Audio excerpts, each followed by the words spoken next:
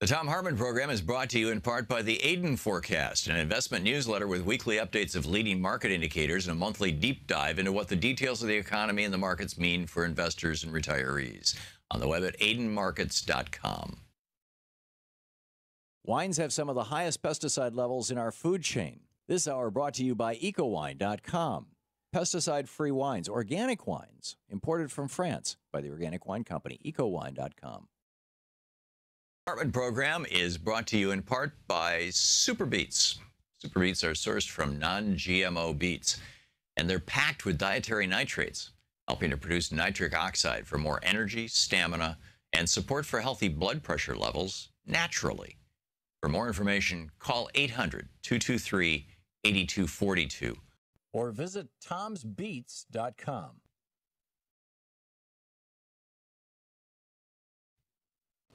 So we're in this moment right now with this train crash and near Tacoma and whatnot, where the American media is once again largely dropping the ball.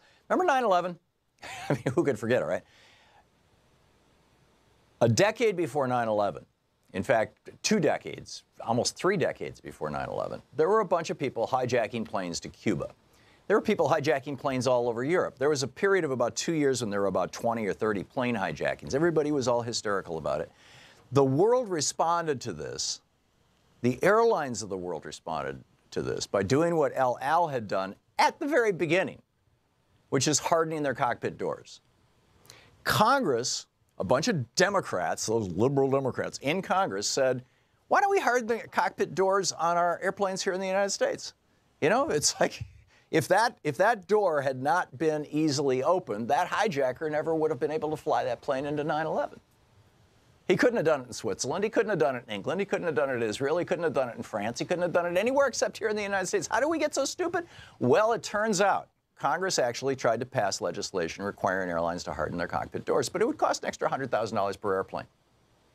So the airline industry took a boatload of money to Washington, D.C., bought a bunch of politicians, and shot that thing down, which brought us 9/11. Now we've had what, 5, maybe 6 major train crashes in the last 5, 6, 7 years, and every single one of them would have been avoided with positive train control, which is simply a system that notices, it's on board the train, and it notices the external speed limits that are, both physical and electronic, and it says, gee, I'm supposed to be going 30 miles an hour. I'm going 80 miles an hour. I think I'll slow the train down to 30 miles an hour, regardless of what the driver says. We could have done this, right? Every passenger train in Europe has this. Most passenger trains in South America have this. The passenger trains that they're building in China have this. Japan, I mean, name your country. Why is America the idiot child here? The idiot stepchild, or whatever the god-awful, slanderous phrase is? Because of money in politics. And money in politics has even contaminated our media. Our media wasn't talking about hardening cockpit doors before or after 9/11. And, there's a little bit of conversation about positive train control. I'm actually impressed how much conversation there's been, but I don't expect a whole lot's going to happen out of this. Because the corporate media in the United States has a bottom line, which is, the bottom line, entertainment. Free Speech TV has a bottom line, too. It's information. Free Speech TV is about making sure that you know what's actually going on in the world, having the conversations, sometimes the uncomfortable conversations, sometimes the in-depth conversations, but having those conversations here with me, with Amy Goodman, with Stephanie Miller, with Bill Press. The list goes on and on with all the fine people on Free Speech TV and all this programming that exists because of you. Your contributions to Free Speech TV make this all possible. So if you call Free Speech TV now, 877-378-8669, with a $30 gift, you get a Thom Hartmann University bumper sticker. With a $60 gift, which could be $5 a month for a year, you get the bumper sticker and the 16-month Free Speech TV calendar, with a $120 gift, you get the bumper sticker, the calendar, and a copy of Van Jones's new book, Beyond the Messy Truth. With a $240 gift, you get all of those, plus Claudia Rankine's book, Citizen, which is an extraordinary analysis of the role that race has and does play in American politics and life. And with a $360 gift, you get also a copy of, in addition to all those things, you know, the Van Jones's book and Claudia Rankine's book and the bumper sticker and the calendar. You also get a copy of my book, Unequal Protection. Unequal Protection is the book, after I read that collection of Jefferson volumes in the attic back in '96 in our new home in Vermont, I sat down to write a book about, you know, how, you know, his role in American politics, essentially, and got about halfway through writing that book, and which led me from the Marbury case, the Marbury versus Madison 1803 case, to the 1886 Santa Clara County case, led me to the Supreme Court Library in Vermont, where the library clerk, Mr. Donovan, showed me the 1886 decision, the actual original decision as decided by the Supreme Court, in which they did not say that corporations are people. That it was added into the footnote, which has no legal authority. And here I've got a library in the Supreme Court library, the librarian in the Supreme Court library in Vermont explaining this to me. And I'm like, why doesn't anybody else know this? That the Supreme Court never actually determined corporate personhood. Never did. Arguably until Citizens United. Anyhow, that's that book. It started out as a book about Jefferson and ended up as a book about the 14th Amendment. And with a $1,000 gift, come to Portland and I'll take you to lunch. So those are the goodies, but the important stuff is supporting Free Speech TV. You can do it now. 877-378-8669. 877-378-8669 is the telephone number. Please call now. Thanks so much for your support.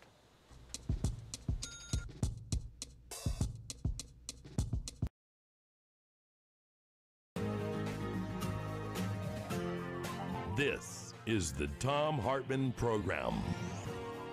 My friends, patriots, lovers of democracy, truth, and justice, believers in peace, freedom, and the American way. Thom Hartmann here with you, and so pleased to be with you. We've got quite a day today in our second hour. Michael Mann is going to drop by, in our the world famous climate scientist who's being pursued and beaten and harassed by right-wing billionaires across the planet.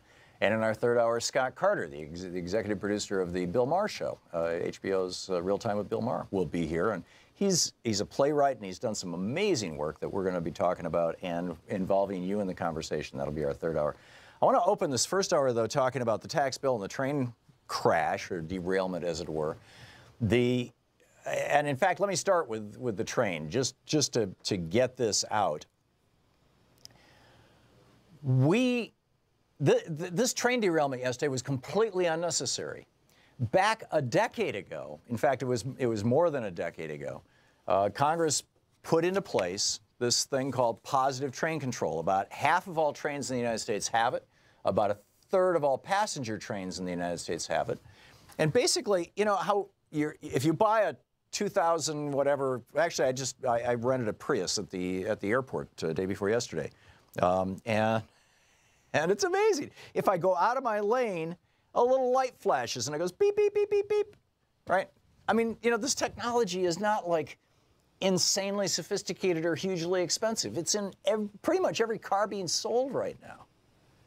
And yet, and you know, and we developed this for trains where, you know, every now and all along the train tracks, there are these little transponders, these transmitters that say, okay, you're going this fast, here's the speed limit, and by the way, you know, if the train is going 80 miles an hour in a 30-mile-an-hour speed zone, it actually slows down the train. The conductor has no say in the matter. You know, the train is a smart train. Nothing wrong with that. It's on tracks. It's not like, you know, a driverless car. And we started fixing this. We started doing something about this. And then the train companies came along, the ones who own all the track, right? The ones who refused to upgrade their track. The reason why Amtrak takes forever to get from D.C.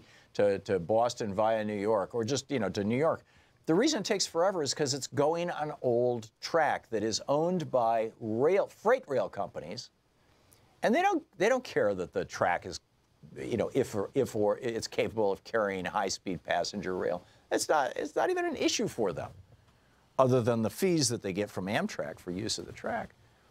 So we put into place this positive train control thing that would actually prevent these kind of accidents. And then the train companies came to Congress and said, oh, we can't afford to do this. It's going to cost a couple $100,000 a train. We can't. And so Congress said, okay, you got until 2018. It was supposed to be in place in 2015, 2 years ago, nationwide. We saw this movie before. We saw this movie back in the late 1970s when every country in the world was moving to harden the airplane cockpit doors. And the United States said, nah, because the airlines said we don't want to do it. There was actually legislation proposed. Might have been in the 80s, but it was back during that era when, right after all that spate of hijackings to Cuba and whatnot. Let's harden our cockpit doors. I mean, El Al was the founder of this technology, essentially, but it moved to all of the airlines in Europe. Pretty much anybody who flew to Israel figured it out really early on, but by the 80s, it was ubiquitous, except in the United States. Why? Because a hardened cockpit door is another 100 grand on an airplane, and the airlines didn't want to pay for it, and thus we got 9/11. So it's like, and these, by the way, are regulations. And here you've got Donald Trump saying, I'm going to cut the regulations. We're going to do away with the regulations. We're going to, look at this giant pile of regulations since 1960. We're going to do away with them. Well, we've developed a lot of toxic chemicals since 1960. We've developed a lot of toxic technology since 1960. Regulations, by and large, are consumer protections, and they ain't happening. So anyhow, on that, I think it's a good thing that the media is starting to talk about this, positive train control. But okay, back to the tax scam, the Republican tax scam. This is running full tilt boogie ahead. Last week, Thomas Piketty and Emmanuel Saez, two of the world's top economists, actually it was five economists, they were the two most high profile. They released this incredible report. It's called the World Inequality Report. And in this, they say the richest 1% of Americans held 39% of the nation's wealth in 2016. Now, in the abstract, 1% owning about 40% of everything seems kind of unfair, or whatever word you want to apply to it. But what does that mean in context? What was it in 1980? What was it when Ronald Reagan came into office and began reversing this process? If you look at the health and wealth of the American working class, the American middle class, from the 1930s, or really from the 1940s, you want to take the Depression out of the equation, from the end of World War II until 1980, people making less than, in today's money, $100,000 a year, making less than $100,000 a year in today's money, saw their income grow at the fastest rate in the history of the United States. Now, in large part, that was because we were at the highest level of unionization in the history of the United States. Dwight Eisenhower ran for re-election in 1956, bragging about the fact that over 1 million new people had been added to unions. This was a Republican thing as well as a Democratic thing back then. Everybody agreed, hey, helping the middle class is a good thing. Building America, good thing. But what they noted is the average annual income for the bottom 50% of Americans, half of us, has stayed over the last 4 decades since Reagan became president at $16,000 per adult, inflation adjusted. Now, you hear about household income. Household income is up. Well, yeah, because now you've got 2 and 3 and in some cases 4 people in a household working. And it's been several years since I've seen government statistics that actually quoted individual income numbers. And the reason why is because they haven't changed since 1980. In many areas, they've gone down. Many parts of the country, they've gone down.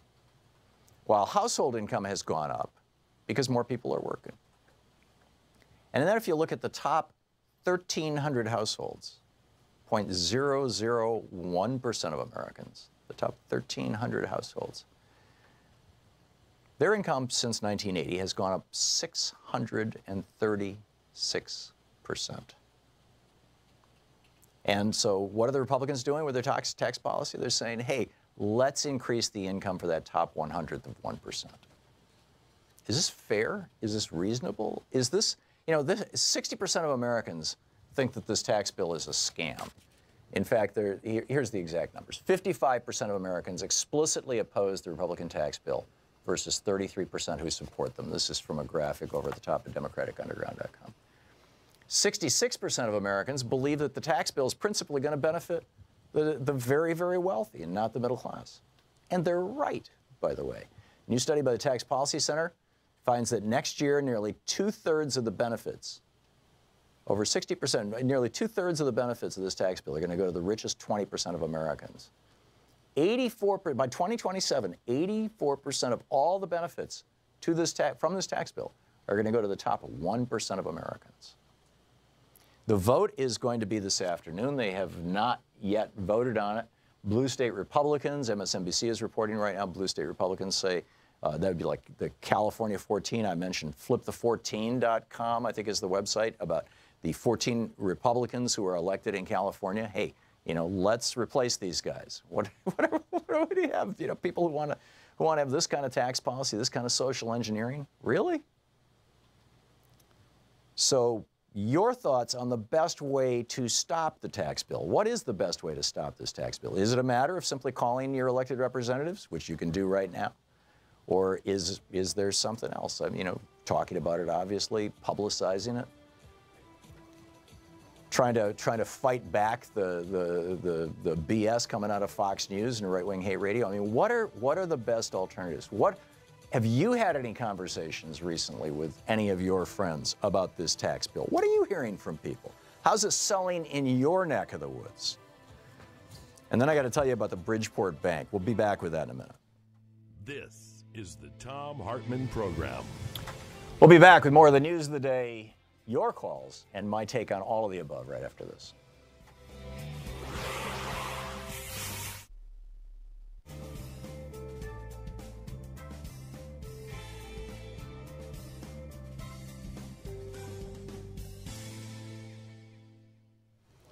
And welcome back. Corky in Hilton, New York, watching us on Free Speech TV. Hey, Corky, what's on your mind today?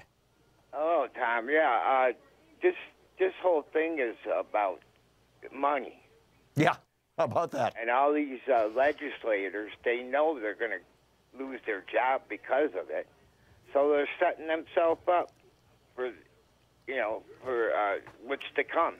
Well, I think in the case of Paul Ryan, who has not confirmed the rumors that he's not going to run for re-election, but Randy Iron Stash, what's Randy Bryce? Randy Bryce, yeah, in Ohio, looks like he's set to give Paul Ryan a genuine run for his money.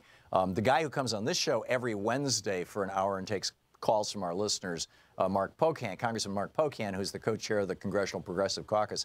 He has, he represents the district next door to Paul Ryan, and he's been going into Paul Ryan's district every month and doing town halls because Paul Ryan hasn't done a town hall in a couple of years. So yeah, I think that there's a real possibility there, Corky.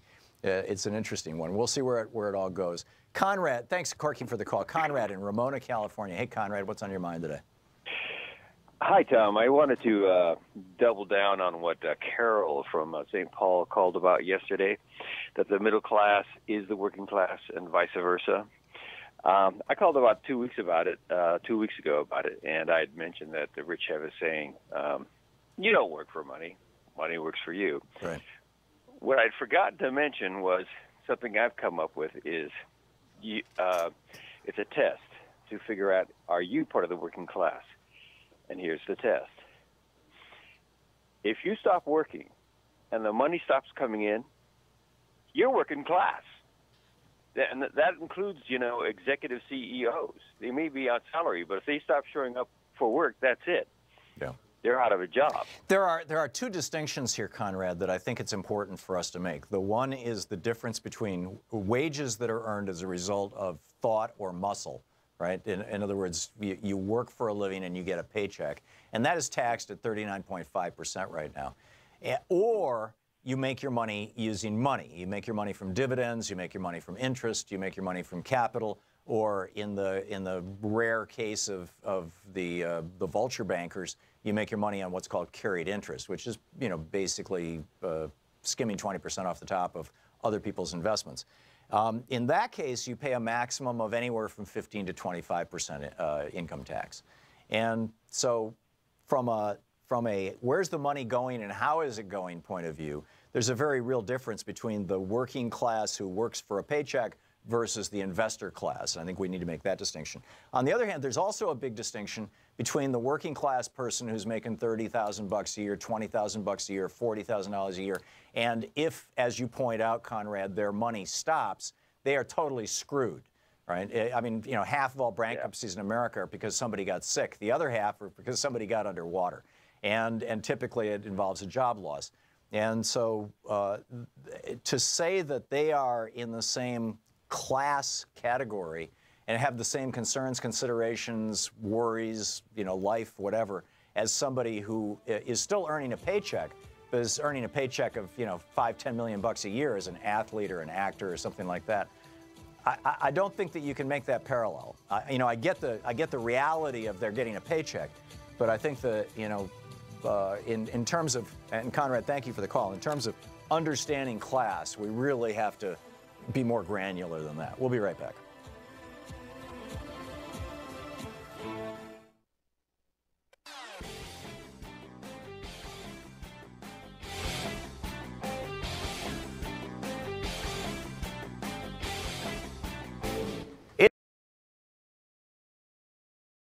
This year's election results have generated fear, sadness, and despair. In the days and months ahead, our democracy may face a crisis of historic proportions. But there is good news. There is good news. There is good news. Thousands of people are stepping forward in solidarity, resistance, and resolve. We join them. We join them. We join them. In standing with the most vulnerable communities among us. Those most likely to be targeted by new restrictions and policies. We will tell their stories here. Here. Here on Free Speech TV. We will lift their voices here. Here on Free Speech TV. In the difficult times ahead, know that we will be with you 24 hours a day. Every day. You are not alone. You are not alone. You are not alone. There are millions of us. Raising our voices and hearts together as one. We've got your back. We got your back. Free Speech TV's got your back. The revolution is in progress. I'm Nina Turner, and you're watching Free Speech TV. Close up this rant here, and then I'll pick up some of your phone calls. You know, where are we at with this tax bill? What is going on with it? To what extent is this merely an extension of the 4 decades long now? You know, arguably you could take it back to Nixon. It's easy to take it back to Reagan. There's no way you can take this back to Eisenhower. But is this the pinnacle, the peak, the high point of this Republican scam of trying to destroy the American middle class? I'm looking forward to my conversation with Scott Carter in our third hour, because he's written this play that involves that involves not only Leo Tolstoy and Thomas Jefferson, but also Charles Dickens. Dickens's father was put into debtor's prison. Dickens understood the conditions of his time. Dickens understood that in his era, the British actually had maximum wage laws. As an employer in Victorian England, you were forbidden from paying over a certain amount for certain types of work and to certain types of people. Why? Because they didn't want a strong middle class to emerge. Strong middle classes are pesky things. Strong middle classes are annoying things. If you go back to 1951, Russell Kirk, the founder of the modern conservative movement, the guy who woke up Barry Goldwater, the guy who woke up Lewis Powell, the guy who literally is the William F. Buckley starts 2 of his books talking about Russell Kirk. William F. Buckley, constantly on firing line, would go back to Russell Kirk and what Russell Kirk would say and what Russell Kirk would do. If you go back and you read his book, The Conservative Mind, published in 1951, the main thesis of that book was that eventually, now keep in mind, in 1951, the middle class was just beginning to grow and grow really fast, right? I mean, we were just coming out of the Great Depression. And Russell Kirk comes along and says, and you can read it in his book. I've done, you know, we've done book reports on it. I've done rants on it. He basically comes, it takes him 150 pages to say this, but essentially what he's saying is that when the day comes, keep in mind, this is 1951, when the day comes that the middle class starts feeling independent political power as a result of the wealth that they are accumulating, they will become a disruptive force in American politics. He predicted this in '51. He said, you are going to see young people rejecting the standards of their parents. Now, you know, this sort of started happening maybe, I don't know, 5, 6, 7, 8 years later when Elvis was swinging his hips and whatnot. But it was, you know, Kirk was really ahead of his time. The parents are going to the kids are going to reject their parents, and the parents are going to reject their employers and authority figures. And so when the 60s happened, all these guys who had read Russell Kirk's book, all these Republicans, all these conservatives, they're going, oh my God, he was right. He was prescient. It's happening. The Victorian economists, you know, Herbert Spencer, Charles Darwin's nephew, as I recall, or cousin, who took Darwin's theories and said, you know, we've got to use this to apply to economics, that only the wealthy should have power because they have demonstrated that they have the ability to acquire wealth, which is power. So we've had now since the 50s this notion among the conservative elite in the United States that to have a healthy middle class is actually a dangerous thing to the established order. Keep in mind, the whole conservative idea is stability. Right? William F. Buckley famously said, a conservative is a man who stands athwart the arc of history with his hand out shouting, stop. And, you know, that was kind of my dad's version of conservatism. Sure, of course we want a better world. Of course we want to improve things. But we have to do it step by step, carefully and incrementally. Whereas liberalism, you know, FDR, try 100 things, throw them all at the wall. He created all these agencies. Half of them were dead within 6 years. But he tried things out, and some things worked. Some things worked over the short term, CCC, WPA. Some things worked over the long term, Social Security. And that's kind of the difference between these two worldviews. So now we find that this conservative worldview, that a middle class is a dangerous thing, that you have to shackle the middle class. You have to throw the young people into debt so that they will not feel free to stand out in the streets and protest like they did in the 60s and 70s. You have to put the fear of God, particularly the fear of sickness, into the minds and hearts of people in the middle class who might otherwise go out and protest. You know, take away their health insurance, make them feel insecure, do away with the union that protected them in the workplace. All of these things, it seems, you know, when you're standing back looking at all this, all the changes that have happened in this country since we embraced Reaganomics, it looks almost like it's all separate pieces and they're all like coincidental. They are not separate, and it is not coincidental. The idea that a middle class should have political power is anathema to conservative thinkers. You know, literally going back to the 1790s, when Thomas Paine went over to the UK. Well, we'll get into that right after the break. Let me finish that thought on the other side, and then I'll pick up your phone calls. And you know, we'll see what you think. What are you doing? What are your friends saying? What are you hearing about this scam? And what do you think we should be doing about it? We'll be back. It's 27. It's coming up on 28 minutes past the hour here on the Thom Hartmann Program. Stick around. You're listening to the Thom Hartmann Program. Call 202-808-9925. Back with your calls right after this.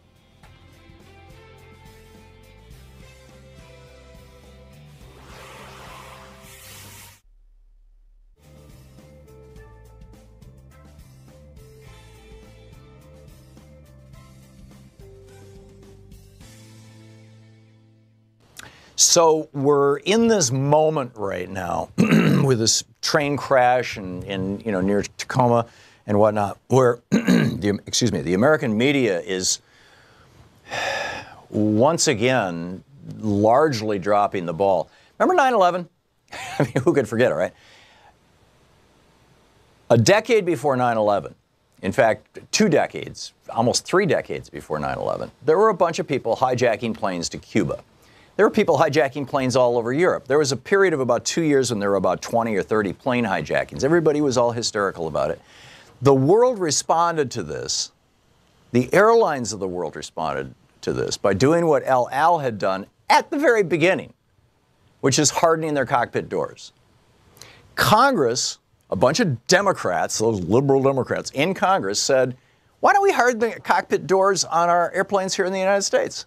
You know, it's like, If that door had not been easily opened, that hijacker never would have been able to fly that plane into 9/11. He couldn't have done it in Switzerland. He couldn't have done it in England. He couldn't have done it in Israel. He couldn't have done it in France. He couldn't have done it anywhere except here in the United States. How do we get so stupid? Well, it turns out Congress actually tried to pass legislation requiring airlines to harden their cockpit doors, but it would cost an extra $100,000 per airplane. So the airline industry took a boatload of money to Washington, D.C., bought a bunch of politicians, and shot that thing down, which brought us 9/11.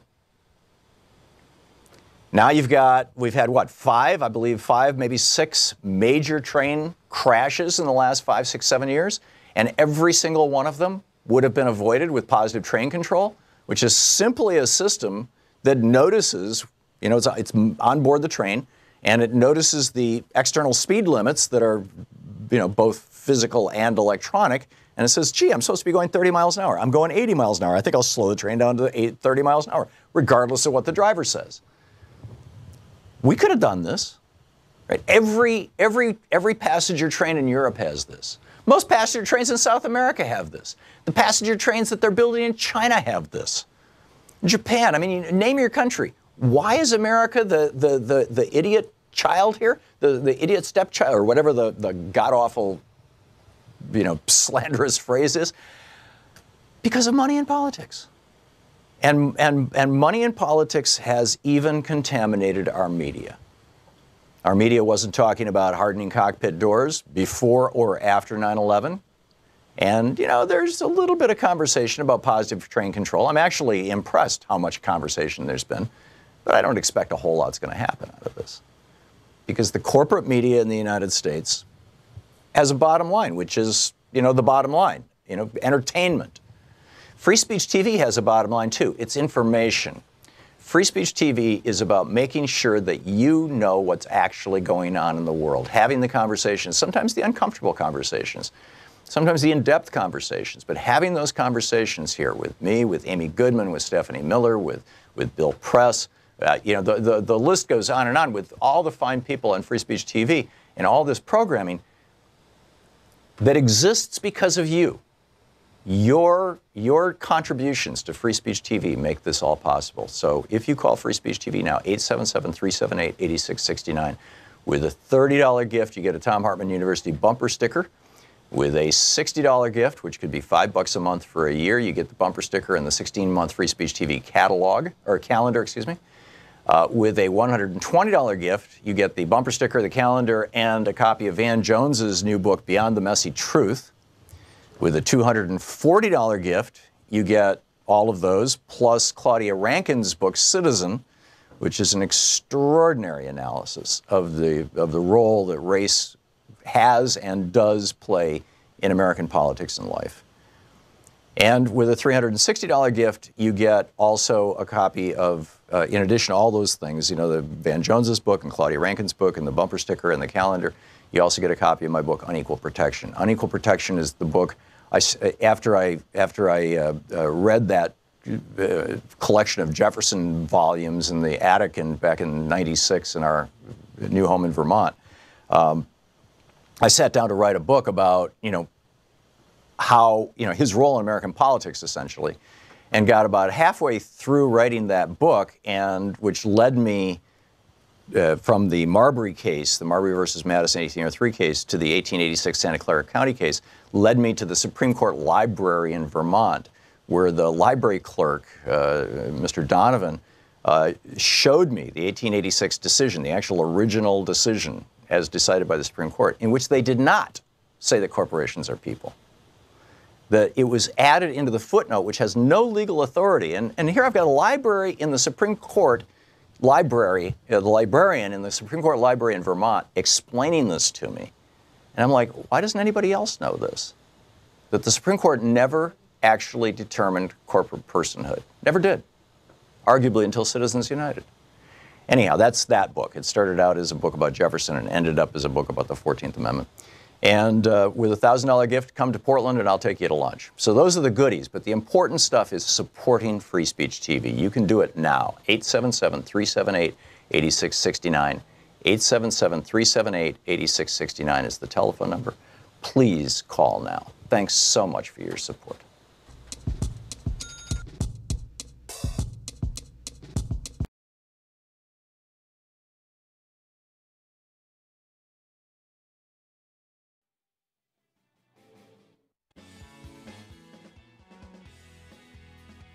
Welcome back. Thom Hartmann here with you live from Portland, Oregon. I was starting to tell, just before the break, the story of Sir Edmund Burke. Edmund Burke was arguably in the 1790s the most famous of the British conservative philosophers. And the Brits actually considered him almost a little bit of a liberal because he was in favor of the American Revolution. Thomas Paine, on his way to the French Revolution, where he, famously got arrested and Jefferson enlisted James Monroe to bail him out. It was a whole long mess, right, that happened when Paine went to France. But he stopped in London on the way and spent 2 weeks at Sir Edmund Burke's home and debated him vigorously.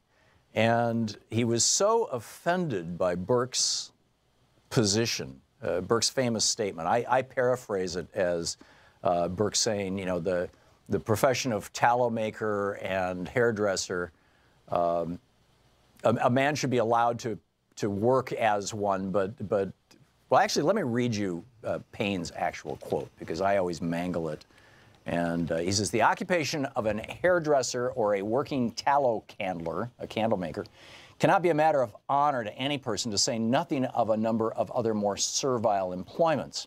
So, he's saying, okay, so you've got this lower class that works for the maximum wage.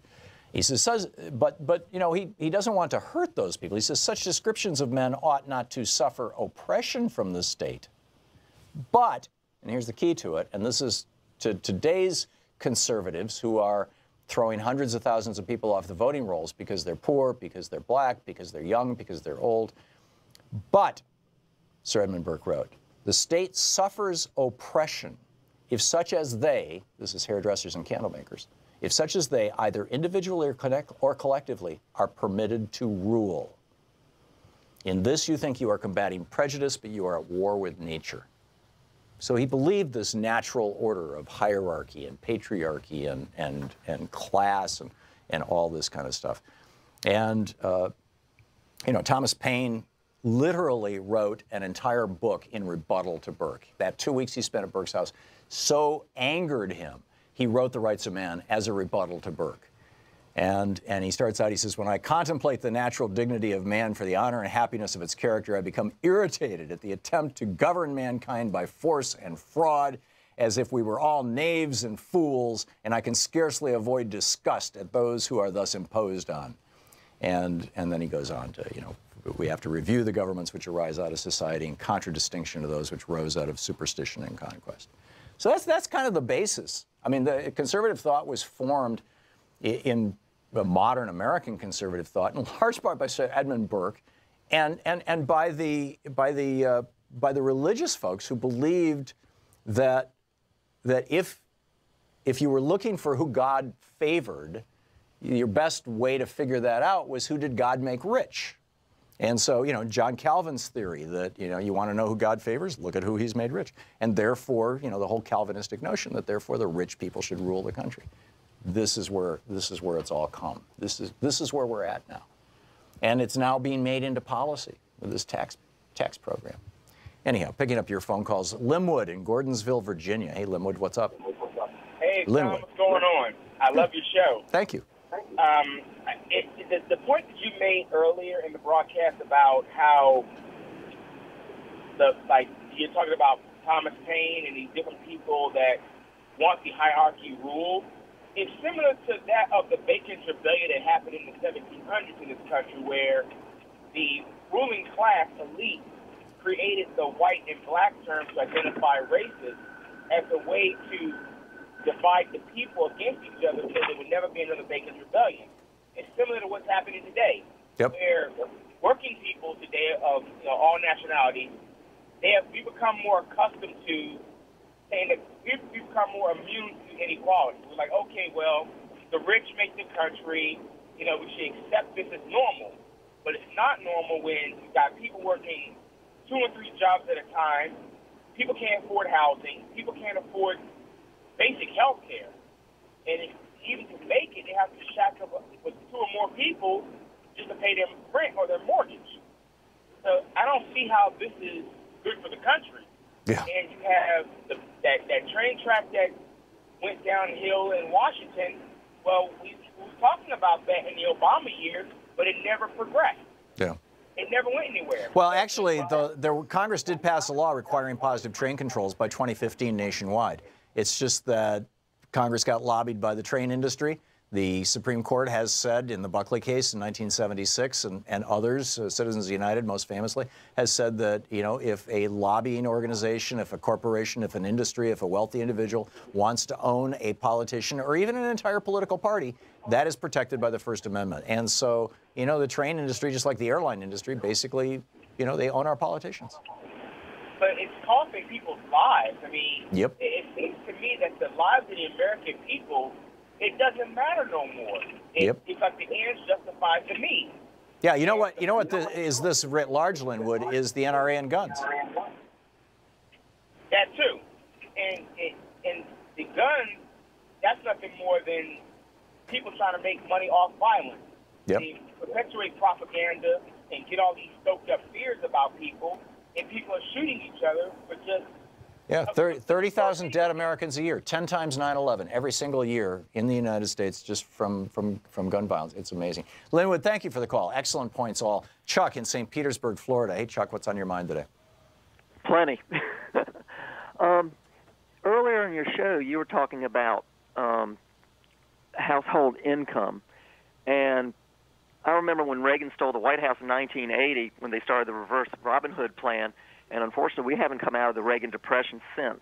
Yep. And the lie that was told for the last 8 years that I saw from even both sides was the average household income was $50,000. Now, for the last 6 months, I've been watching these Republicans say live on TV, and as of this morning, that it's $73,000. Well, as you said, I'm in St. Petersburg, Florida, in Pinellas County. Somebody let the cat out the bag. For what our average household income is, we have almost 1 million people to live here. It is less than $22,000 a year, which I think is still too high because everybody here is slave labor. Wow. And on a dead-end job. Yeah. And this is a desirable state in the mind of many conservatives, many business people. You've got a compliant labor force that's scared to death, that's living hand to mouth, that can't afford the luxury. It's all slave labor. Yeah, and they can't afford the luxury of threatening their employer with something like a union. I mean, that is the state of labor today. Yeah, you're absolutely right. And the tax scam is simply perpetuating that. That's extraordinary. I was a worker in the yacht industry here for years, almost 30 years. And do you know that all these people that had these, forget the $1 million yachts, I'm talking the $5 to $200 million yachts, do you know they don't pay 1 penny? They wrote, and I don't have time for me to do it, but they don't pay 1 penny of tax on any of it. Forget the tax on their jets. They don't pay nothing on that. They wrote a law. This is the law they wrote, and this is true. They must keep their yachts out of the country for 90 days a year. What they do in the summer, they do their med cruise 40, 45 days. In the winter, in the Caribbean, the rest of the time, wherever. The American flag is never raised unless they're in our waters. And on the back of 99% of them, it says Georgetown, CI, Georgetown, Cayman Islands, where all their stolen money is.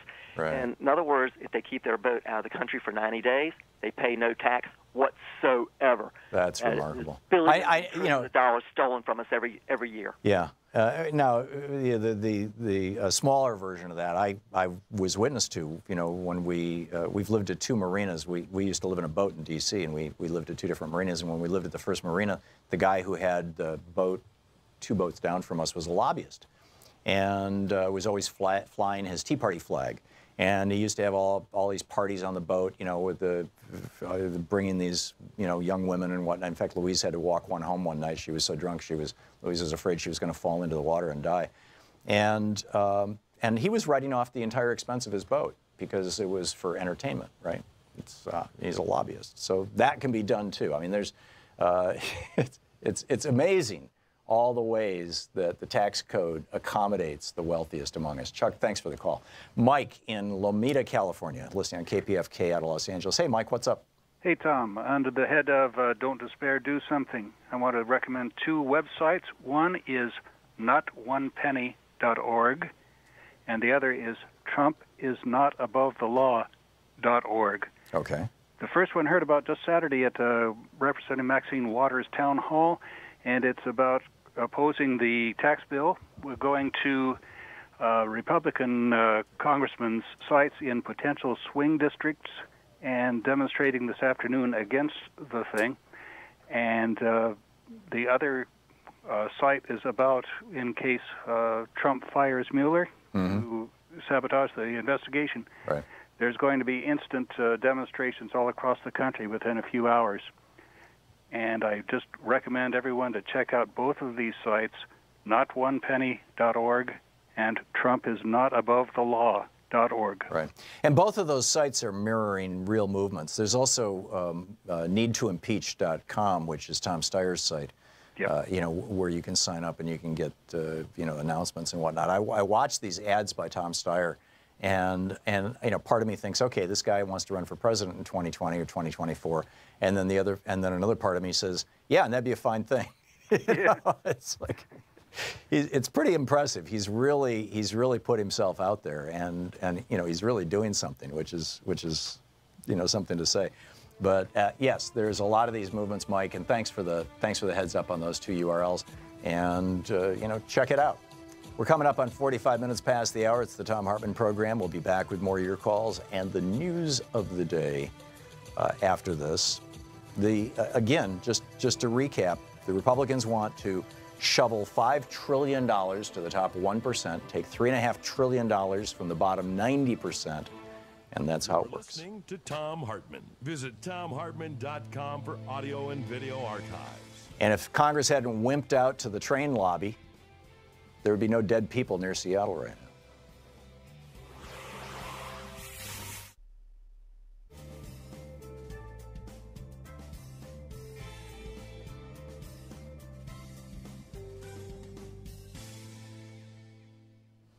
And welcome back. Robin in Kingston, Washington, watching us on Free Speech TV. Hey, Robin, what's on Direct TV? What's on your mind? Hi, Tom. Although you don't need any credibility because you do such good research, I figured that I would just chip in a little bit on a point that you made about hardening cockpit doors. I'm an ex-air traffic controller. I used to work in Nashua, New Hampshire at the Boston Air Route Traffic Control Center that I bet you've driven by a dozen or so times. And I was back in the late 70s as an active air traffic controller. I had some activities, you know, on the boards or when I worked aircraft. But also I worked in management. And at that time, we had a discussion about what to do about hijackings. And my job was to poll the air traffic controllers to get their sensibilities. And controllers have very good sensibilities. And basically, it was virtually unanimous to do what El Al had done, which is to harden the cockpit doors. Right. And so that was our recommendation. And so we were very surprised as to why it wasn't passed, because it was so easy. And one of the reasons that I have some doubts about it not just being airlines buying politicians, one of the reasons is that the aircraft back then were very, very rarely running and operating full like we see them today. Mm-hmm. And the airline's main complaint was $100,000 per airplane plus the weight of one passenger for every flight. Right, the door's another 100 pounds. Always a specious argument or reason why that was rejected. Well, being a very proud member of the 9/11 Truth for World Peace community, still studying the aviation elements of 9/11, this whole experience sort of came back ghostily to me on 9/11, and so in any event, I just sort of wanted to just back you up on that point of view. And just for your information, when I was on the boards of active air traffic controller, then I worked at TWA Boeing 707 that had from Shannon to Dulles, I think, had an altitude bomb allegedly on board. It landed safely. I also helped other ATCs with live hijackings to Cuba, and I also scrambled military aircraft to save a flight in an in-flight emergency, which all of the four airliners gave signals of on 9/11. So, and I know you're a pilot, and I know doggone well that if you were having an in-flight emergency, that you would feel comforted by the fact that we were watching you, and if we would scramble something to come out to help you if possible, which is what I did on the flight that was lost in the clouds and suffered an electrical failure. Yikes. So anyway, something was very wrong on the intercept protocols and on 9/11 and 90 Minutes, and so this is actually a circular discussion because Everything back then is tied into what's going on right now. And I just wanted to back you up on that point of view. And my main point is that there is a lot of thinking, long-term, behind-the-scenes thinking that is going on that has pushed our country into the thin democracy that it has, and also the economic disparity. I completely agree, Robin, and you can track it from the Powell memo, which is why for my book, The Crash of 2016, I basically started with the Powell memo and said, how did we get from there to here, 1971, and it truly, but it's all about economics and power. It's quite remarkable. Robin, thank you for the call. Thanks for watching Free Speech. We'll be right back.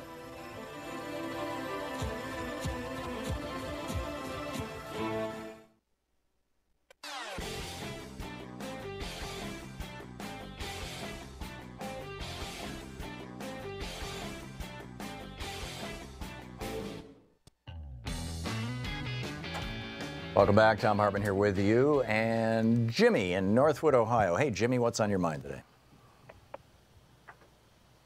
Jimmy? Hey, Northwood, Ohio? I did. You're on the air. I'm in Toledo. Oh, I'm sorry. Jimmy in Toledo. What's on your mind? You're from my part of the world, man. I know you know where Toledo's at. Oh, yeah. I grew up in Michigan. Yeah, absolutely. So what's on your mind today, Jimmy? Well, what's been on my family and friends' mind is with the tax thing is how is it going to affect when they go file their taxes for children? Because, I mean, that's a big deal when, when that time of year comes around. Mm-hmm. I mean, right now, I thought I heard somebody say it was like twice the money. And if that's true, how long is it going to last? And isn't that a way that the Republicans are using it as a way of like, well, they'll get it for this long, and then it's like a slow kill on the tax thing. Yeah, well, the tax cuts that are going to individuals are going to expire within the decade in order to keep the impact of the tax bill down to $1.5 trillion on the debt, which they pre-passed, a few weeks ago. And, so it's almost, it's like, why even discuss it on the one hand? Well, on the other hand, it actually is going to, over the short term, be part of policy. And one of the changes is that they're doubling the standard deduction, but they're doing away with the individual deductions. And I am not a CPA-type tax expert. I understand tax law, and I certainly understand the philosophy behind tax law, but I can't speak at a super granular level with regard to this law and what its impact is going to be. But it looks to me like the larger your family is, the more badly you're going to get hit by this. But in the long run, is that in the long run or the? Well, the long run, where anybody who's not worth $1 million is screwed. I mean, the long run, the tax cuts for corporations are going to stay. The tax cuts for billionaires who want to pass their wealth on to undeserving heirs who did not get a job with the family company and work for the money. They just want to sit around and wait for somebody to die. Those people are going to get a huge tax break. But, average working people in the United States, over the short term, yeah, you might, about half of us are going to get a little bit more in our paychecks, particularly the half who are, the upper half of the quote working class, middle class, the people who are making, between 50 and 150 grand, something like that. But by and large, it's just going to whack everybody else. Jimmy, thanks for the call. Juan in Chicago. Hey, Juan, what's on your mind today? Hey, Tom, thanks for taking my call. Sure, thanks for listening to WCPT. Thank you. With the Republican tax scam that's been being talked about, I think what a lot of people have failed to realize is that this has actually been going on for years, around different states, cities and municipalities. We've been given, tax breaks to these corporations and companies, for years, just to attract them to come in and move into our, different, into our states and cities. And what's been going on is that they've actually turned us against each other. We're fighting amongst each other just to get jobs, just to get corporations, just to move in. Mm-hmm. And they give us, they give these corporations huge tax breaks, why they sell us out. We don't have money for education. We don't have money for health care. I'm just wondering when the people are going to wake up. Yeah. It's just sad. Again, this is Juan. The problem is that we have structural issues that we are dealing with as if they are personnel issues. If only we could get rid of this terrible politician or that terrible politician, or if only this wonderful politician had political power, everything would be solved. But the reality is that right now, if Boeing decides just to pull a name out of the air, because they've done it in the past, if Boeing decides that they're going to move their headquarters out of Seattle and they want to save some money, they want to increase their corporate profits so that the CEOs and the stockholders can all make more money, then what they do is they go out and they say to Chattanooga and Chicago and Miami and Dallas and whatever, they say, how much are you going to give us? How much of a tax break are you going to give us? How much of an abatement are you going to give us? How many years of free infrastructure are you going to provide to us? And they start competing with each other. And back on this program, in fact, it was at the time that Seattle was doing this, which was what, 8 years ago or thereabouts. Bernie used to be on our program every Friday and take calls from listeners for an hour. And in fact, he did that for 11 years. And I remember one time in particular, somebody called about the Boeing situation, and Bernie was like, you know what we should do? We should pass it, because at the federal level, technically, you can't say, Michigan, you may not compete with Ohio for that factory. You may not give away more than the other state. No more race to the bottom. You can't say that because of the 10th Amendment, because of states' rights. But what you can do is you can control federal highway spending, which is a huge honeypot of money for the individual states. It's huge. It's what Jimmy Carter used to lower the national speed limit back in 1978, 79, when they wanted to reduce gas consumption because of the gas crisis. And so what he said is any state that doesn't have a speed limit, any state whose speed limit is above 55 no longer is eligible for federal highway funds. And every state, I think except Nevada, said, okay, cool, we'd rather have the money than the speed limit. So what Bernie said was, let's make it so that any state that participates in competing with any other state by offering freebies and discounts to corporations to come to their state, or any municipality in that state, the entire state loses their federal highway matching funds. And I think that would be spectacular. It wouldn't, it's something that couldn't be overturned by the Supreme Court. It's not a piece of legislation that is specifically prohibiting that kind of behavior. States can still do it. Companies can still do it. It's just, do you want to lose your highway matching funds? But it's a real problem. It is a very real problem, Juan, and it's something that we really need to be doing something about. And, I would like to see that happening soon. Anyhow, we're hitting the break at the top of the hour. Juan, thanks a lot for the call, and thanks for listening to WCPT, our blowtorch of a signal there in Chicago. We'll be back. We're going to check in with Michael Mann, the famed climate scientist, and a little later on in the program, Scott Carter will be dropping by. Stick around. It's coming up on 58 minutes past the hour, about 2 minutes before the top of the hour. We'll be right back.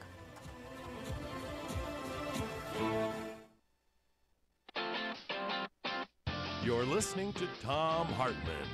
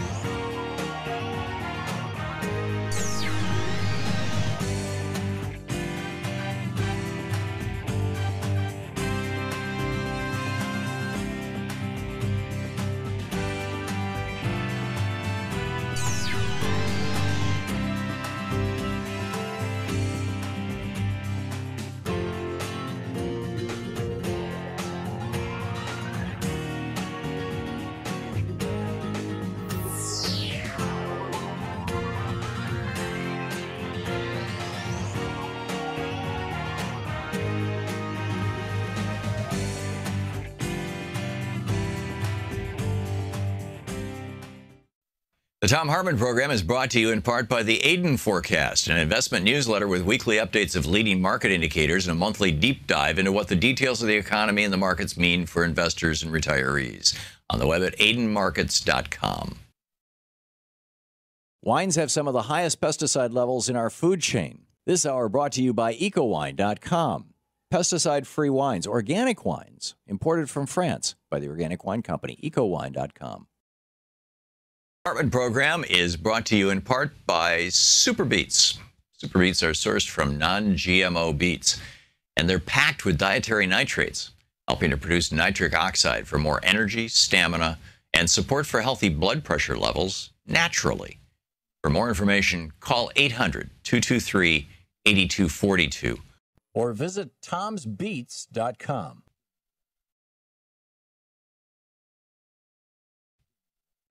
So we're in this moment right now with this train crash in near Tacoma and whatnot, where the American media is once again largely dropping the ball. Remember 9/11? I mean, who could forget it, right? A decade before 9/11, in fact, 2 decades, almost 3 decades before 9/11, there were a bunch of people hijacking planes to Cuba. There were people hijacking planes all over Europe. There was a period of about 2 years when there were about 20 or 30 plane hijackings. Everybody was all hysterical about it. The world responded to this. The airlines of the world responded to this by doing what El Al had done at the very beginning, which is hardening their cockpit doors. Congress, a bunch of Democrats, those liberal Democrats in Congress said, why don't we harden the cockpit doors on our airplanes here in the United States? You know, it's like, if that door had not been easily opened, that hijacker never would have been able to fly that plane into 9/11. He couldn't have done it in Switzerland. He couldn't have done it in England. He couldn't have done it in Israel. He couldn't have done it in France. He couldn't have done it anywhere except here in the United States. How do we get so stupid? Well, it turns out Congress actually tried to pass legislation requiring airlines to harden their cockpit doors, but it would cost an extra $100,000 per airplane. So the airline industry took a boatload of money to Washington, D.C., bought a bunch of politicians, and shot that thing down, which brought us 9/11. Now we've had what, 5, maybe 6 major train crashes in the last 5, 6, 7 years, and every single one of them would have been avoided with positive train control, which is simply a system that notices, it's on board the train, and it notices the external speed limits that are, both physical and electronic, and it says, gee, I'm supposed to be going 30 miles an hour. I'm going 80 miles an hour. I think I'll slow the train down to 30 miles an hour, regardless of what the driver says. We could have done this, right? Every passenger train in Europe has this. Most passenger trains in South America have this.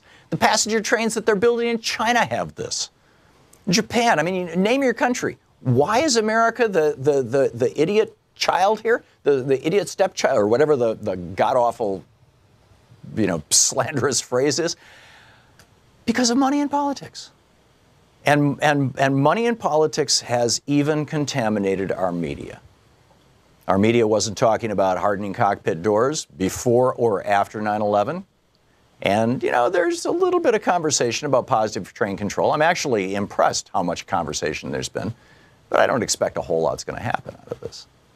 Because the corporate media in the United States has a bottom line, which is, the bottom line, entertainment. Free Speech TV has a bottom line, too. It's information. Free Speech TV is about making sure that you know what's actually going on in the world, having the conversations, sometimes the uncomfortable conversations, sometimes the in-depth conversations, but having those conversations here with me, with Amy Goodman, with Stephanie Miller, with Bill Press, the list goes on and on with all the fine people on Free Speech TV and all this programming that exists because of you. Your contributions to Free Speech TV make this all possible. So if you call Free Speech TV now, 877-378-8669, with a $30 gift, you get a Thom Hartmann University bumper sticker. With a $60 gift, which could be $5 a month for a year, you get the bumper sticker and the 16-month Free Speech TV calendar, with a $120 gift, you get the bumper sticker, the calendar, and a copy of Van Jones's new book, Beyond the Messy Truth. With a $240 gift, you get all of those, plus Claudia Rankin's book, Citizen, which is an extraordinary analysis of the role that race has and does play in American politics and life. And with a $360 gift, you get also a copy of in addition to all those things, you know, the Van Jones's book and Claudia Rankin's book and the bumper sticker and the calendar, you also get a copy of my book, Unequal Protection. Unequal Protection is the book, after I read that collection of Jefferson volumes in the attic back in '96 in our new home in Vermont, I sat down to write a book about, you know, how, you know, his role in American politics, essentially, and got about halfway through writing that book, and which led me from the Marbury case, the Marbury versus Madison 1803 case, to the 1886 Santa Clara County case, led me to the Supreme Court Library in Vermont, where the library clerk, Mr. Donovan, showed me the 1886 decision, the actual original decision as decided by the Supreme Court, in which they did not say that corporations are people. That it was added into the footnote, which has no legal authority. And here I've got a library in the Supreme Court library, the librarian in the Supreme Court Library in Vermont explaining this to me. And I'm like, why doesn't anybody else know this? That the Supreme Court never actually determined corporate personhood. Never did. Arguably until Citizens United. Anyhow, that's that book. It started out as a book about Jefferson and ended up as a book about the 14th Amendment. And with a $1,000 gift, come to Portland and I'll take you to lunch. So those are the goodies, but the important stuff is supporting Free Speech TV. You can do it now. 877-378-8669. 877-378-8669 is the telephone number. Please call now. Thanks so much for your support.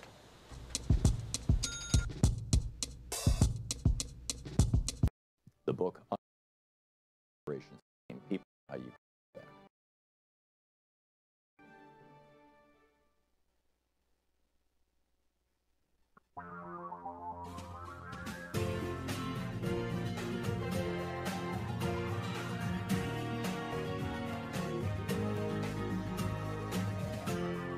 This is the Thom Hartmann Program. Welcome back. Michael Mann is on the line with us. Dr. Michael Mann, the distinguished professor of meteorology, the director of the Earth Systems Science Center at Penn State University, the author of several books, including The Madhouse Effect, How Climate Change Denial is Threatening Our Planet, Destroying Our Politics, and Driving Us Crazy. His website, michaelmann, with two N's at the end, .net.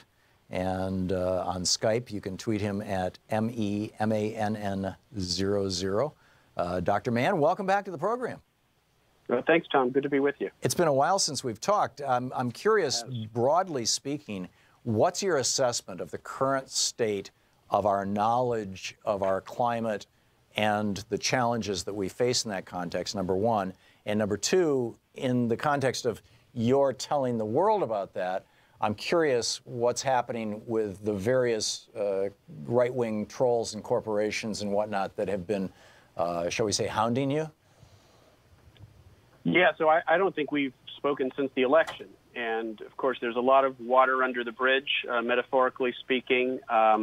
We wrote this book, The Madhouse Effect, How Climate Change Denial is Threatening the Planet, Destroying Our Politics, and Driving Us Crazy. That was written several months before the election. And obviously it now feels prescient because we are certainly back in the madhouse of climate change denialism with a president who is a climate change denier, who is appointed to key cabinet-level posts, fellow climate change deniers, Koch brothers, spokespeople, lobbyists, fossil fuel industry lobbyists and apologists. And as we know, in less than a year, Trump and those he's appointed to the EPA and other government cabinet level positions have done everything they can to dismantle the environmental protections of the past 5 decades, environmental protections that were passed by both Republican and Democratic administrations. And, of course, he's done everything he can to undo the progress that was made on climate change under the last administration, the Obama administration, which includes withdrawing from the Paris Accord, basically dismantling the Clean Power Plan, and using the EPA, now run by Scott Pruitt, who's closely tied to the Koch brothers, using the EPA to dismantle, again, everything that the EPA has done in several decades both on the environment in general and on climate change specifically. You may have also read recently in the headlines that the EPA is actually hiring outside PR firms to badger climate scientists, to badger. One was actually a Republican. One was a Republican opposition research firm. These are the companies that you hire if you want to know the dirt on Rick Santorum kind of thing. And they're applying that skill set to the employees at the EPA. That's right. The employees at the EPA, and also folks like Bill McKibben, people who are trying to raise awareness about climate change, and even some of my fellow scientists, Catherine Hayhoe, who is a climate scientist from Texas, who has been subject to Freedom of Information Act requests intended to badger her, intended to try to find something embarrassing to discredit her with. So, obviously, as we've discussed before, these sorts of tactics have been deployed against climate scientists in the past. They have been deployed against me individually, and I tell that story in my book, The Hockey Stick and the Climate Wars. Again, it feels prophetic given what we're now seeing. In some sense, the bad faith attacks on climate science have now metastasized to infect our entire body politic. And that's what we're seeing in the age of Trump. We're seeing the same sorts of tactics that those of us working on climate science, the same tactics we were dealing with years before are now being deployed again to discredit the media, to discredit the FBI, to discredit any impartial arbiters who are attempting to hold the current administration accountable. Yeah. The attacks on you have been particularly awful, in my opinion. How are you holding up? How are you fighting back? Where are you at right now with all this? Yeah, well, frankly, the eye of Sauron has sort of moved elsewhere. I had my time directly in the crosshairs, in the eye of Sauron, and I've detailed my experiences, as I said, in the books that I've written. Right. Me individually, I have not been subject to as many attacks and efforts to discredit me and intimidate me as I had in the past, because the same forces that had their sights set on me have decided to aim more broadly. Well, also you go after you fight back scientists. Yep. Yeah, you fight back. I mean, this is one of the things I so admire about you, Dr. Michael Mann, is that you fought back when these people came after you. What kind? We have about 3 minutes left. I'm curious your thoughts on what the biggest challenges and risks are that we face, and what we as a society should be doing about it, and what we as individuals can be doing about it. That's a great question. In the broad sense, of course, we're seeing an attack on science and reason, an effort to discredit, once again, honest brokers who are simply advocating for a fact-based discourse. And that applies to our politics writ large now in the era of Trump, but it certainly continues to apply to efforts to act on climate change, where the U.S. has gone from a leader under the previous administration to a follower. We're literally now the only country in the world that has not signed on to the Paris Accord, or to be more specific, that had signed on and is now on the outside looking in because Trump has withdrawn from that accord. We stand alone in the world. Even Syria got on board a couple, more than a month ago, leaving us, again, the sole, nation in the world that has not signed on to this international agreement to act on climate change. We've got to get past that. Obviously, right now, we have an administration that is acting in bad faith when it comes to the issue of climate change. We've got a Congress that's run by Republicans who are in the, who are in the hip pocket of fossil fuel interests and the Koch brothers and have no interest in acting on this problem. The good news is, in less than a year, we have a midterm election, and we can decide to elect politicians who are willing to move forward on this issue and do, not the bidding of these fossil fuel interests, but represent our interests in acting on this existential problem that is impacting us now in very obvious ways. If you're following the wildfires out west, the superstorms we're dealing in the east, the impacts of climate change are no longer subtle. They're impacting us negatively now. It'll get much worse if we don't act. We need politicians who will act. Right. Do you, in last minute here, Michael, do you think that, like when the tobacco industry got taken down, basically all that sturm and drang about whether tobacco causes cancer just kind of went away? Is this entirely the fossil fuel industry, or is this larger than that? Well, it's larger than that in the sense that it's the same sort of right-wing interests, the Koch brothers and other conservative funders who are against all manners of government regulation, and that includes regulating carbon emissions. So it applies to climate change, but it applies to everything else. And in fact, they've used the same playbook that was used in tobacco, that was used in ozone depletion, and any number of other past issues where the findings of science and the interests of the people have collided with powerful special interests, the profits of powerful special interests. So there's this entire infrastructure that exists in the form of think tanks and right-wing front groups to promote their message. They've got this echo chamber that includes, of course, the television networks, networks like Fox News, the editorial pages of the Wall Street Journal. Dr. Mann, so we're out of time. A megaphone. Hang on just a second. This is the Thom Hartmann Program. Dr. Michael Mann, his website, michaelmann.net, his newest book, The Madhouse Effect. You can tweet him at MEMANN00. Dr. Mann, thank you. Okay, thank you. We'll be back.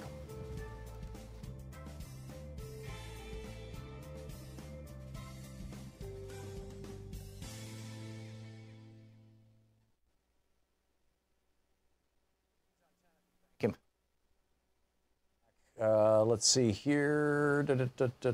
Jackie, watching Free Speech TV in Port Townsend, Washington. Hey, Jackie, what's on your mind today? Hi. Well, I first want to say how much I appreciate you and your staff, and it's just great to be able to tune in. Thank you. I sometimes stream you as well. Thank you. And I wanted to say, last year my son gave me for Christmas your podcast, which was awesome. Oh, great. But you were talking earlier about what we can do right now about this impending tax vote. Mm-hmm. And I, this morning, called all the Republican representatives in the state of Washington, even though I do not live in their district. And I told their staff that I've been watching their voting records, which I have. They vote badly on everything. But that the vote on the tax bill will be the straw that breaks this camel's back. And I will canvass for their opponent next year. And I'm serious. I will go to their districts and canvass. And so that's one thing. And I want to make a request that everyone get out their pussy hats and wear them from now on as a sign of solidarity against the evildoers. Okay. That's an interesting one, Jackie. That's a good one. Thank you for the call, and spot on. Jackie, hang on just a second. You're listening to Sirius. Let me go to Kurt in Spokane, Washington. Hey, Kurt, thanks for watching Free Speech TV. What's on your mind today?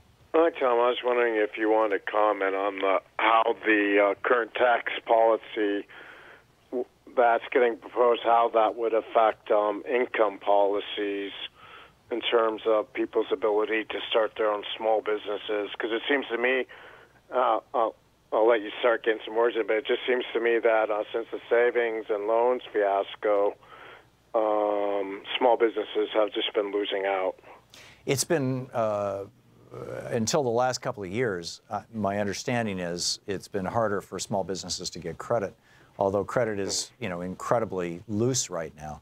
But everybody wants, all creditors, all lenders want secured debts. They want to have ideally real estate or something like that. But I think that it just seems to me, Tom, that if you're a if you're like a housekeeper or maid who's in lower level management or middle management, or you're a restaurant cook, that you just can't get the grants or loans from the government to start your own business or a restaurant or hotel.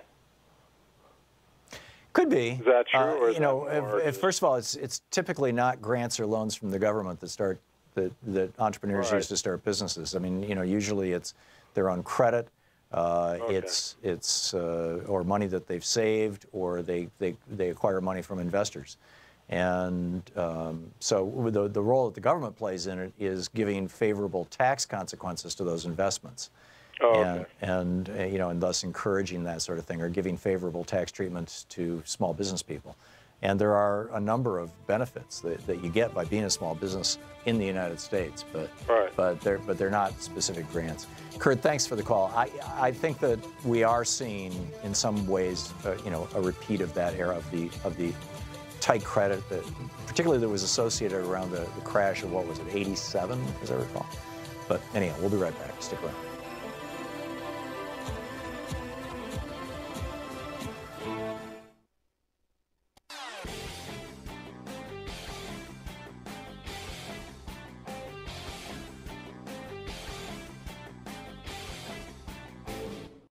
Hi there, I'm Marie with Free Speech TV. Your support, whether through giving donations, volunteering, or spreading the word about Free Speech TV, has made it possible for the only independent progressive news network to exist.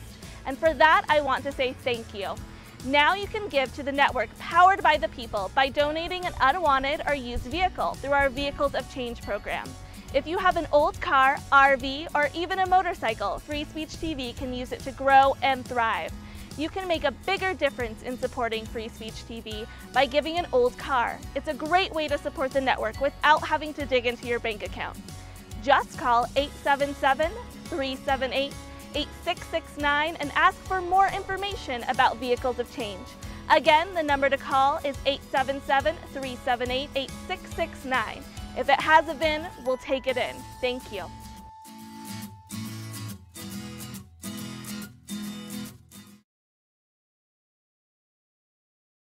I'm Nina Turner, and you're watching Free Speech TV.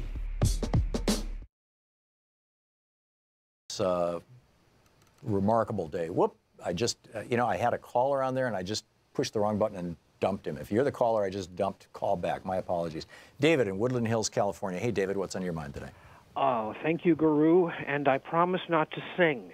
Okay. Thank you, David. And excuse me, I have a little bit of a cold because of the fire, but the reason I called is you said that not separate pieces, it's all part of the same conservative plan, and I'd like to make the case that global warming is part of the plan too. By 2050, 80% of all jobs on Earth will be gone due to robots and computers creating billions of unemployed people. I've spoken to several conservatives about this, family members and friends, and I've mentioned the guaranteed minimum income experiment, which you've told us all about. And instead of embracing it, which just seems logical to me, they were horrified by it. They are the let-them-eat-cake crowd, and they don't need us anymore. What better way to get rid of the knaves while profiting insanely at the same time than global warming?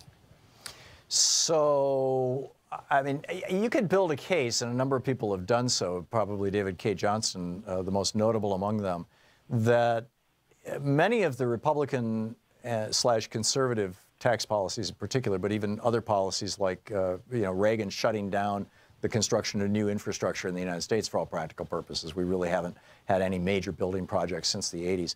That while that benefited the conservatives in as much as it left more money on the table for them to take as tax breaks, that it also benefited them in as much as people would become disgusted with the job that government is doing. Oh, look, they can't even fill the damn potholes. And so when, you know, some private company comes along and says, why don't you turn your roads over to us? Like in Chicago, they did this with the parking meters. Why don't you just turn them over to us? We'll take care of them. Or in Indiana, you know, Mike Pence with the toll roads, turn it over to an Australian company. Sure, no problem. We'll give you our infrastructure. That, you know, that's part of their win. So you're suggesting that letting the planet melt down is part of their strategy? I get that, you know, the getting rich part of their strategy, but you're suggesting that they actually want to let the planet melt down so that a lot of people will die so that they won't have to worry about unemployment insurance? That's a little rough. So billions of people will die worldwide because they're not needed anymore, and the let them eat cake crowd can always go where it's perfectly nice. They can take everything they want with them, their security, the whole deal. We're not needed anymore. No, I get what you're saying, David. The crowd. Yeah, they call the herd is the phrase. Yeah, absolutely. The question that this raises is the most important question in the economic discussion right now in America, and it's one that nobody is asking in public. And that question is, what is the purpose of an economy? Economies are created by governments. Government establishes the currency. Government guarantees the currency. Government establishes the rules of credit and transaction. They establish what's fraud and what's not, what you can say and what you can't say, who you can sell to and who you can't. You know, I mean, all the rules of the football game of the economy, basically. The NFL of the economy is government. And so, you know, government creates these rules. So the ultimate question is the economy here for us? By us, I mean we, the citizens of the United States, or the citizens of the world. Is the economy here for us, or are we here for the economy? Are we here to serve the people, the principally wealthy and powerful people who basically own the majority of the economy? That very small percentage of Americans, maybe 4 or 5% of Americans who own an overwhelming, you know, well over 80% of all the assets in this country. Are we here to serve them? Is the economy here to serve them? Or is the economy here to serve the average person, to serve the maximum good for the country?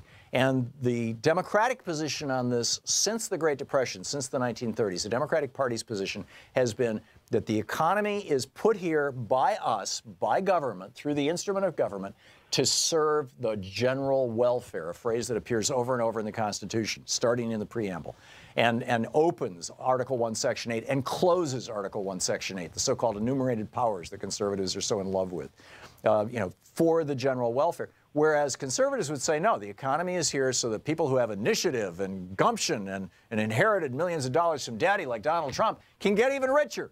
And although they typically kind of leave that part out.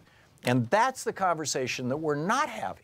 We have these kind of peripheral discussions about what impact will this tax policy have on the average working person? What impact will it have on our economy? What impact is it going to have on the generation coming up, the millennials?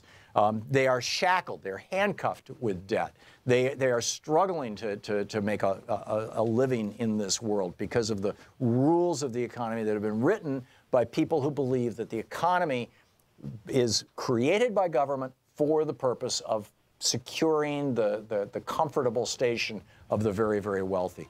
And David, thank you for the call. This is a conversation that we actually had out loud in public in the 1920s and in the 1930s. Books were written about it. Newspaper articles were written about it. Go back and read the New York Times from 1929 to 1933. I did. There's pieces of it in my book, The Crash of 2016. We were having this conversation. We haven't had this conversation since the 80s in the United States. You're listening to the Thom Hartmann Program. Call 202-808-9925. And it's a conversation we need to be returning to because it is the principal frame within which everything else happens. We'll be back.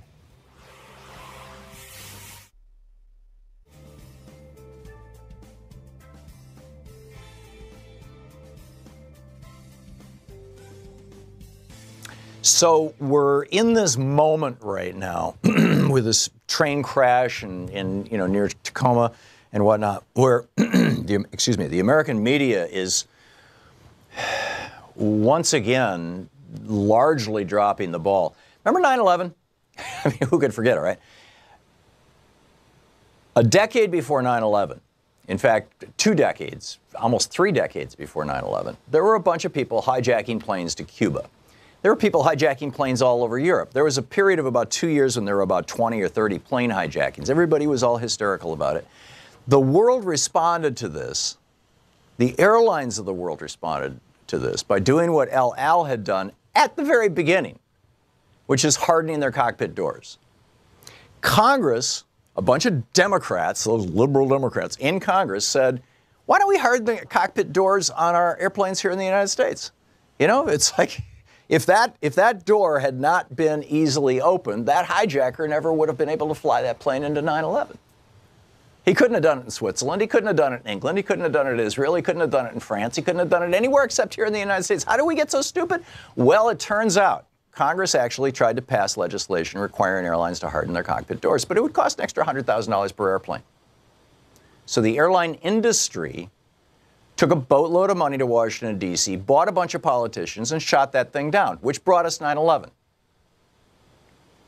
Now we've had what, five, maybe six major train crashes in the last 5, 6, 7 years, and every single one of them would have been avoided with positive train control, which is simply a system that notices, you know, it's on board the train, and it notices the external speed limits that are, you know, both physical and electronic, and it says, gee, I'm supposed to be going 30 miles an hour. I'm going 80 miles an hour. I think I'll slow the train down to 30 miles an hour, regardless of what the driver says.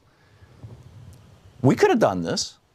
Right? Every passenger train in Europe has this. Most passenger trains in South America have this. The passenger trains that they're building in China have this. Japan, I mean, name your country. Why is America the idiot child here? The idiot stepchild, or whatever the god-awful, you know, slanderous phrase is? Because of money in politics. And money in politics has even contaminated our media. Our media wasn't talking about hardening cockpit doors before or after 9/11.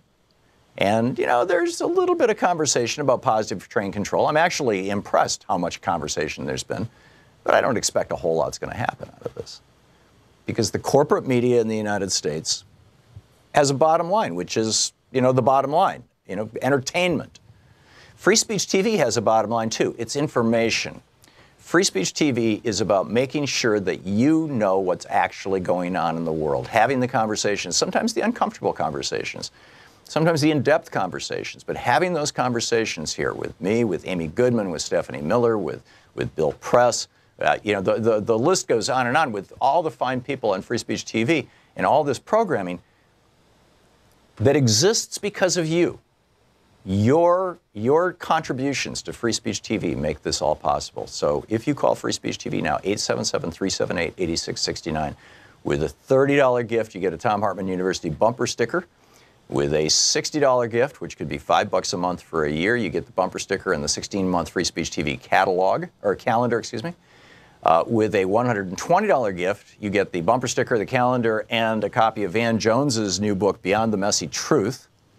With a $240 gift, you get all of those, plus Claudia Rankine's book, Citizen, which is an extraordinary analysis of the role that race has and does play in American politics and life.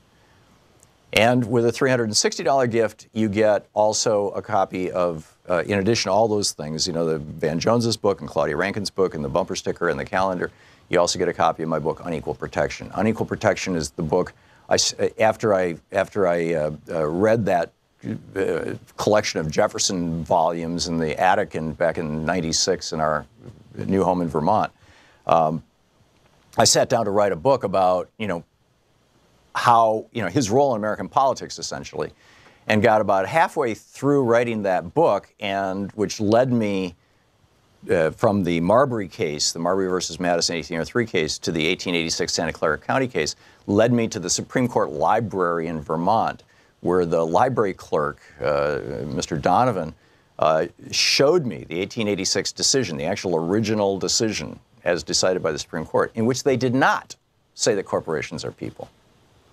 That it was added into the footnote, which has no legal authority. And here I've got a library in the Supreme Court library, the librarian in the Supreme Court Library in Vermont explaining this to me. And I'm like, why doesn't anybody else know this? That the Supreme Court never actually determined corporate personhood. Never did. Arguably until Citizens United. Anyhow, that's that book. It started out as a book about Jefferson and ended up as a book about the 14th Amendment. And with a $1,000 gift, come to Portland and I'll take you to lunch. So those are the goodies, but the important stuff is supporting Free Speech TV. You can do it now. 877-378-8669. 877-378-8669 is the telephone number. Please call now. Thanks so much for your support.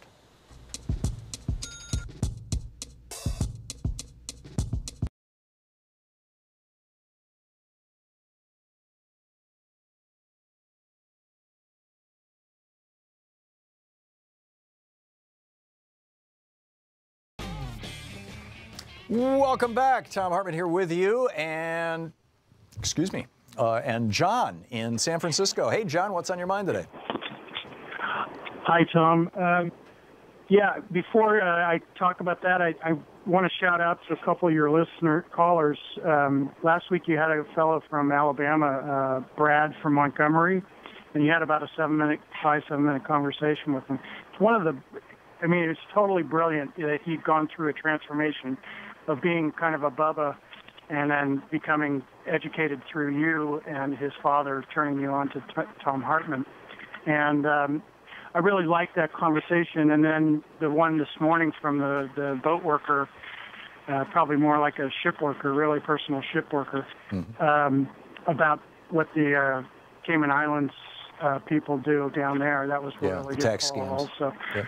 But I had a thought about possibly throwing a monkey wrench in the Capitol with this tax bill, and want to see what you might have to add or offer.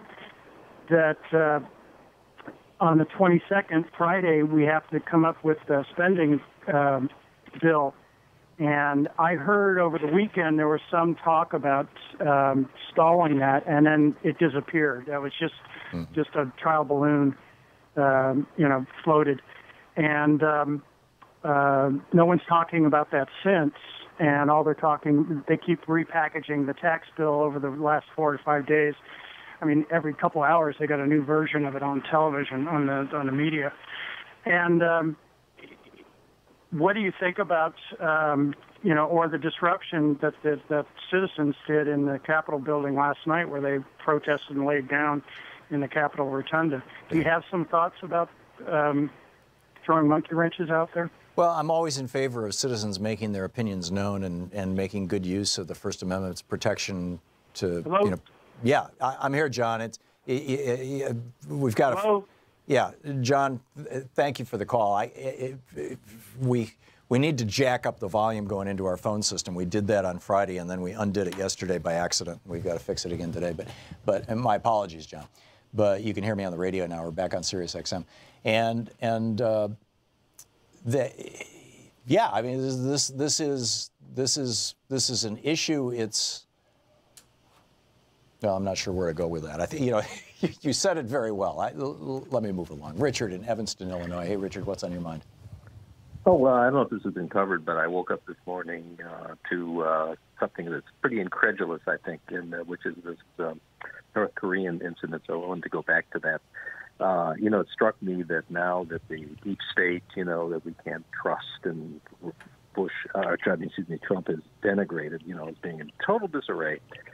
Now he trusts them on North Korea doing these hacks, just another thing that suits him. If it didn't suit him to believe the community of the intelligence community when it talked about and warned about collusion and interference, and he's been going after them ever since. But now, and where's the press? Where's the press going?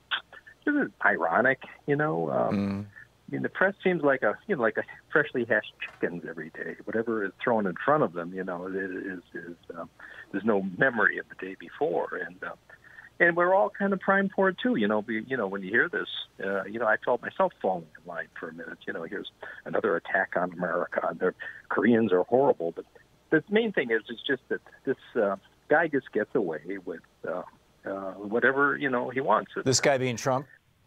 Yeah. Yeah, well, that's, I mean, part of the way that the system is organized is that presidents tend to get away with an awful lot. But there's more happening here. The problem, my concern, and I agree with your analysis, Richard, and thank you for calling and making it, and thanks for listening to WCPT. I agree with your analysis that there's really not much analysis going on. That it's like, you know, and this, by the way, it goes back to the piece that I published in Alternate a couple days ago, where, you know, quoting Milton Mayer and his old German friends who said, we got used to being governed by surprise. Every day was a new one. I was talking on Friday about how I catch myself picking up my phone or looking, you know, constantly going to the New York Times website or, you know, others of my favorite news sites that, you know, just, did Trump start World War III yet? Did another stupid tweet? Is, you know, what's going on? It's like the reality show. It's almost like we're all being conditioned by Trump's reality show. And you'll recall it was, I think, about a week and a half ago that it came out that one of the people who works with Trump was told early on that their media strategy, their goal was to have every day be a reality show that begins and ends in that day, and that has a resolution, that there's a crisis and a climax and a resolution every single day to the Trump reality show. And, you know, beginning, at, middle, and end. And that's what we're seeing. And the result of that is that we don't have time to sit down and discuss things like, you know, why do you have an economy? Or what's the best way to deal with global warming? Or how do we deal with the people who are funding the denial of global warming? Or how do we deal with news organizations, you know, for example, the television networks and radio networks that are owned by companies that are also internet service providers who refuse to discuss net neutrality or refuse to discuss it in a meaningful or honest fashion? Or how do you deal with NPR that now that they're taking all this money from big corporations has suddenly stopped doing investigative reporting? I mean, you know, how do you deal with all these things? Obviously, we have to get the word out. We have to be supporting independent media. We need to be supporting independent voices. We need to become our own reporters at a certain level. We need to have legislation that protects acts of reporting, not just reporters, because the reality is that pretty much anybody can be a reporter now if they're, you know, if they're committed to the truth. So there's a lot of work to do and a lot of steps in there. And I think you did a really good job of opening that conversation. Thanks for the call. Terry in Chicago. Hey, Terry, what's on your mind today? Hi, Tom. Nice talking to you. I wanted to give a shout out to Paul Krugman in our wonderful New York Times for printing him today. And he rightfully pointed out that Corker and Trump have carefully written in that they will never pay federal taxes for the rest of their lives as soon as they pass this new tax bill. Or it's because they make their money on real estate. Bob Corker made $7 million last year and passed through. Yeah, I mean, there's enough loopholes in real estate as it is. They almost pay no tax. The only tax he ever paid was the minimum alternate tax, which Rachel showed, Maddow showed on her show, but that was they got rid of that. Right. That was the only time he paid taxes, which is why that thing got released. They also rightfully point out these guys are not in for the super PACs in order to get elected. They are in it. They have hundreds of billions of dollars buried in the Cayman Islands when they're done. Yep. They don't even like being legislators. They don't have any meetings. They don't talk. They have no ideology that I can tell. A few of them do, I suppose. It's all investment and return, Terry. You know, what's going on, and the Kochs have actually talked about this in terms of, this was back during the election of 2008, as I recall, maybe it was 2012. You know, one of them made a comment about their political giving and referred to it as an investment. And it is. I mean, the best investment you can make right now in the United States is to buy a politician. You can get 1,000% return on investment. In some cases, you can get a 10,000% return on investment.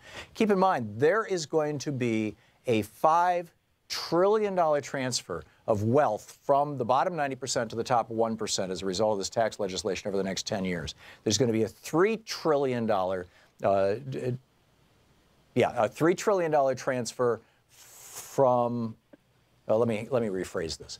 At the end of 10 years, the top 1% are going to end up with an extra $5 trillion. $3 trillion of that will have come from the bottom 80%.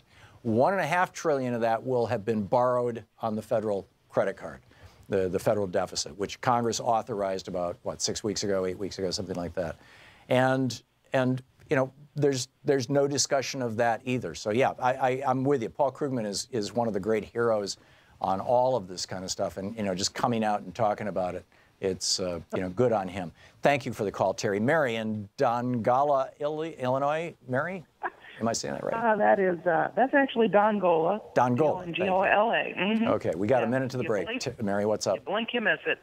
One thing about PTC, got to remember that when the Congress mandated the railroads install it, it was a technology that did not yet exist. Right.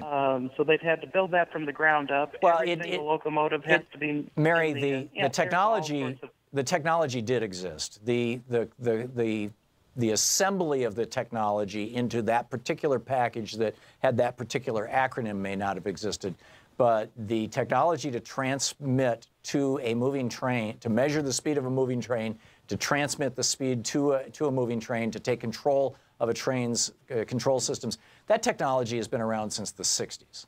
And not just that. You're also talking about the software has to be developed. You have multiple manufacturers whose software doesn't necessarily talk to each other. Every single trackside signal has to have an antenna to be linked into the system. There was a whole lot of not just the software, but the physical hardware that had to be developed, made to work reliably, and they're not quite there yet, even where it is. Actually, they are. Operation. They've been doing this in Europe for 20 years, Mary. I've worked in the industry. They have the positive train, the equivalent of positive train control has been in existence in the high-speed trains in Europe for most of our lifetimes. It may not be from the same company as in America. It may not have the same name, but you got a hell of a lot of trains in Europe and not very many accidents, and that's a large part of why. Well, yeah, but the point being that it wasn't paying off Congress to get it pushed back. It just simply wasn't ready to be turned on. I respectfully disagree, Mary, but thank you for your call and your position. We'll be back. It's coming up on 15 minutes past the hour. We're going to check in with Talk Media News in about 5 minutes. Stick around.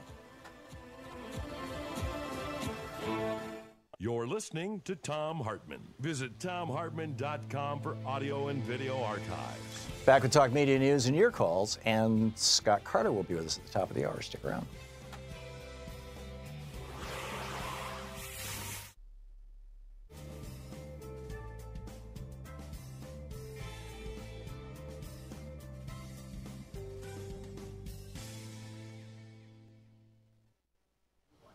And welcome back. Daryl in Pocatello, Idaho. Hey, Daryl, what's on your mind today? Tom, how are you, Professor? I'm well. How are you today? Good. I'm a 74-year-old man, and I've never seen anything going on in this country like I'm seeing today, and it scares the hell out of me. What specifically are you seeing, Daryl, that scares you? The political thing that's going on, it's a domination like world control. It's I don't know. I don't see any way out of it except I believe if the women stand up, they can do something that us men can't do. It scares me. Yeah. I want to support every women's group that I can support because they have the power. They certainly have, they're certainly not testosterone poisoned. I mean, we have to come to grips at some point with the fact that the vast majority of violent crime is created by men. The vast majority of sexual crime is committed by men. The vast majority of, wars, it's very rare. You get the occasional Maggie Thatcher, but it's very rare that a woman would start a war. And these are, there have been debates and discussions over the years, over the centuries, about whether this is nature or nurture, whether it's, testosterone poisoning, or whether it's culture that has kept women down. And so, traditionally people, who have been kept down by societies become more empathetic than people who are the power brokers in the societies. We know this from studies of people of color versus white people, men versus women. So, what are the variables that feed into that? I don't think anybody knows for sure, but the Iroquois figured it out. 4 of the 5 Iroquois nation, only women were allowed to vote for the chiefs. It's actually a different word, but that's what happened. And so, it's a very real one. Daryl. women stood up during Prohibition, and they changed things. Yeah. It's Yeah, and they could do it again. Yeah, and don't discount Mothers Against Drunk Driving. I mean, you know, this was women standing up and saying we want to change, literally the culture in America. You know, drunk driving was an acceptable thing, and it's not now. And it was largely because of that mom, I'm forgetting her name, who started MAD, whose daughter was killed by a drunk driver, as I recall, and maybe her son.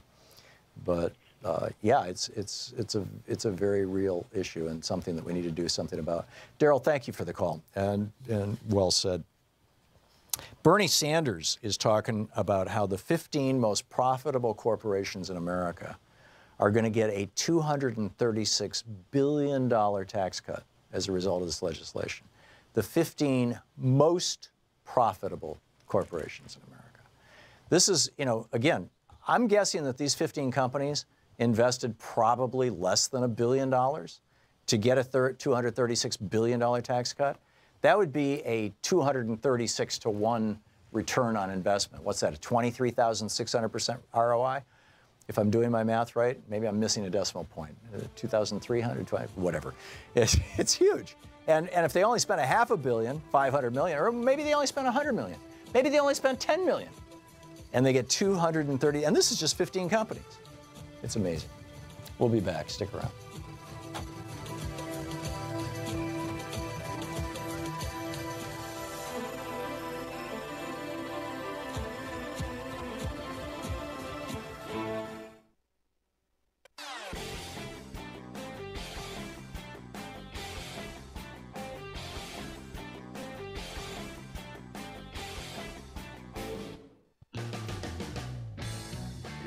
Welcome back. Luke Vargas on the line with us, the senior foreign correspondent for Talk Media News, based out of New York. And this report brought to you by goatsfortheoldgoat.com and Loving What You Do, Ellen Ratner's new book. Luke, welcome back to the program. Thank you. Glad to be with you. So what is going on in the world today? Well, we're a day out from that big 14-1 vote on the UN Security Council on Monday afternoon. It's about moving Jerusalem, making Jerusalem the capital of Israel, or recognizing it as the capital of Israel. Yeah, and let's just be clear about what the resolution did. I mean, it wouldn't have been able to actually stop that move from happening, but it did express, I think the term was regret over recent decisions with respect to Jerusalem. So they were taking pains to not mention Trump or not mention the United States, but that was the new language that was put in there. And it's a yearly tradition at the UN for these sorts of resolutions to be brought up, and the only language that really changed from last year pertained to Jerusalem. So that's what the vote was on. And now we're learning that this is going to go up for a vote at the UN General Assembly on Thursday.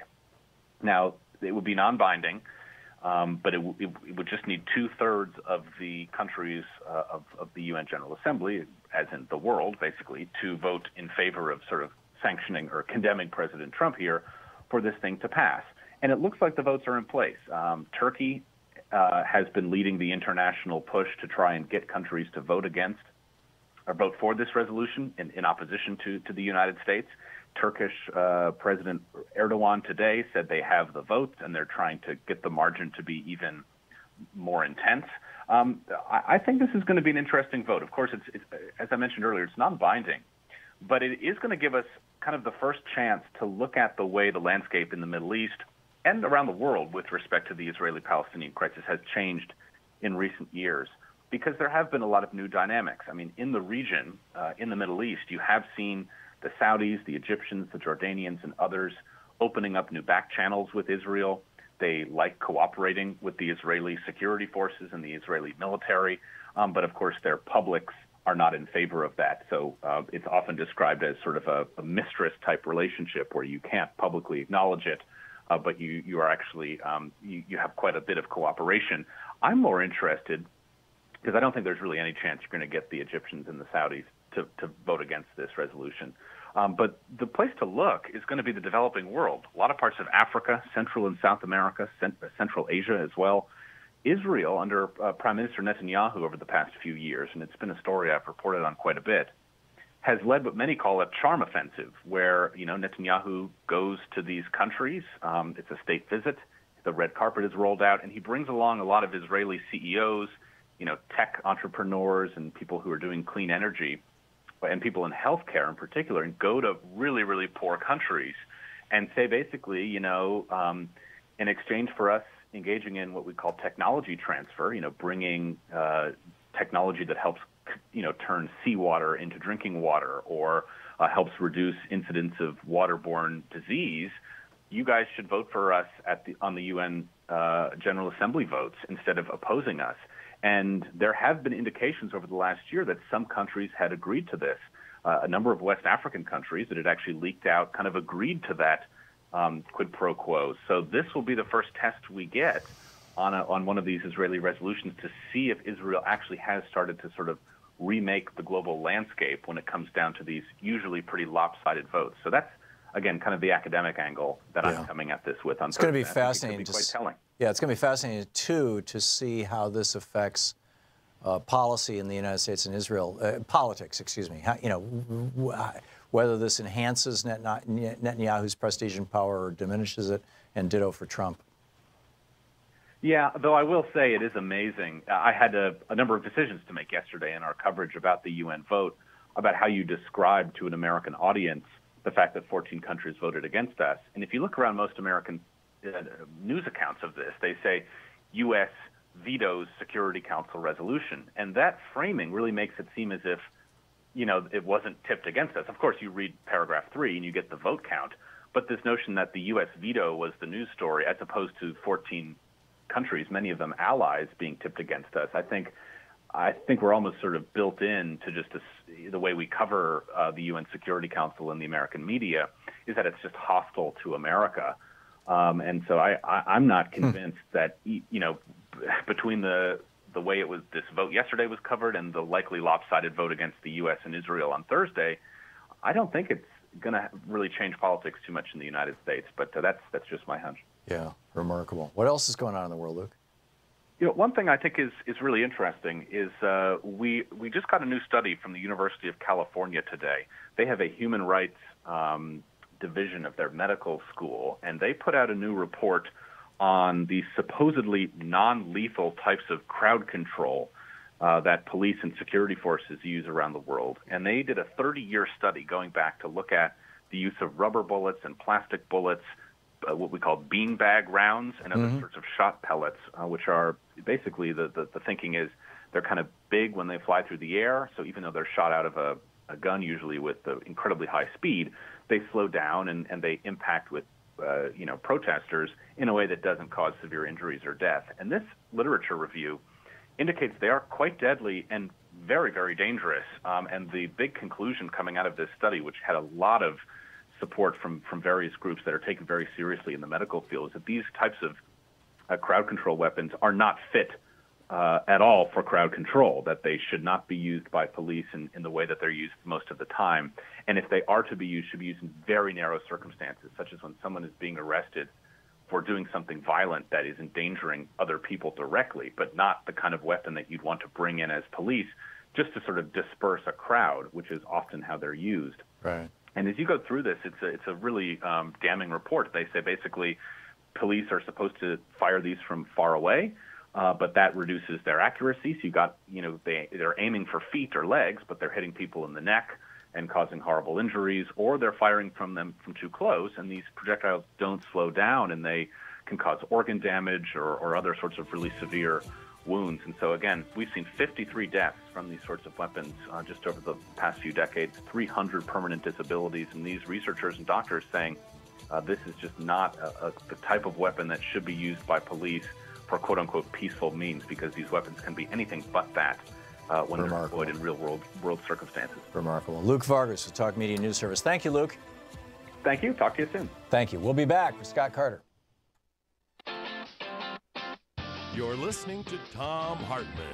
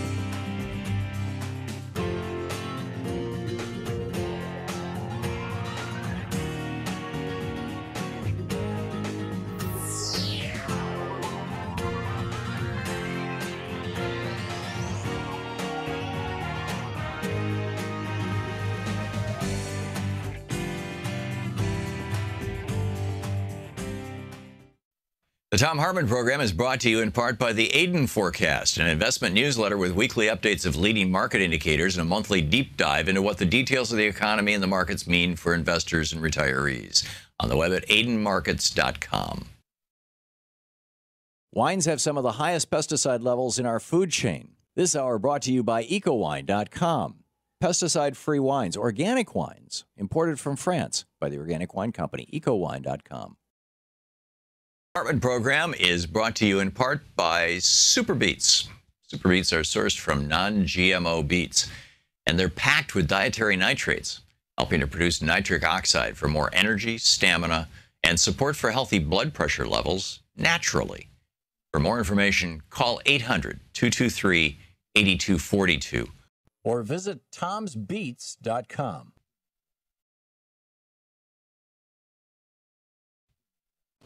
So we're in this moment right now with this train crash in near Tacoma and whatnot, where the American media is once again largely dropping the ball. Remember 9/11? I mean, who could forget it, right? A decade before 9/11, in fact, 2 decades, almost 3 decades before 9/11, there were a bunch of people hijacking planes to Cuba. There were people hijacking planes all over Europe. There was a period of about 2 years when there were about 20 or 30 plane hijackings. Everybody was all hysterical about it. The world responded to this. The airlines of the world responded to this by doing what El Al had done at the very beginning, which is hardening their cockpit doors. Congress, a bunch of Democrats, those liberal Democrats in Congress said, why don't we harden the cockpit doors on our airplanes here in the United States? You know, it's like, if that door had not been easily opened, that hijacker never would have been able to fly that plane into 9/11. He couldn't have done it in Switzerland. He couldn't have done it in England. He couldn't have done it in Israel. He couldn't have done it in France. He couldn't have done it anywhere except here in the United States. How do we get so stupid? Well, it turns out Congress actually tried to pass legislation requiring airlines to harden their cockpit doors, but it would cost an extra $100,000 per airplane. So the airline industry took a boatload of money to Washington, D.C., bought a bunch of politicians, and shot that thing down, which brought us 9/11. Now we've had what, 5, maybe 6 major train crashes in the last 5, 6, 7 years, and every single one of them would have been avoided with positive train control, which is simply a system that notices, it's on board the train, and it notices the external speed limits that are, both physical and electronic, and it says, gee, I'm supposed to be going 30 miles an hour. I'm going 80 miles an hour. I think I'll slow the train down to 30 miles an hour, regardless of what the driver says.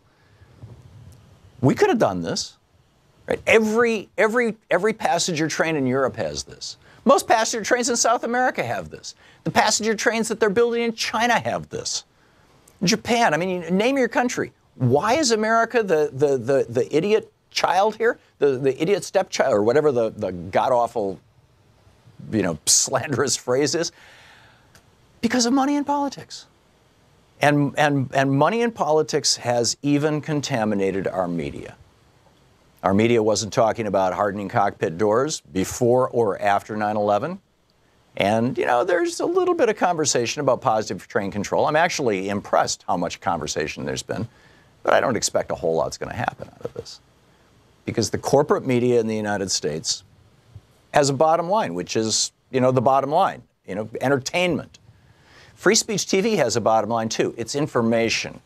Free Speech TV is about making sure that you know what's actually going on in the world, having the conversations, sometimes the uncomfortable conversations, sometimes the in-depth conversations, but having those conversations here with me, with Amy Goodman, with Stephanie Miller, with Bill Press, the list goes on and on with all the fine people on Free Speech TV and all this programming that exists because of you.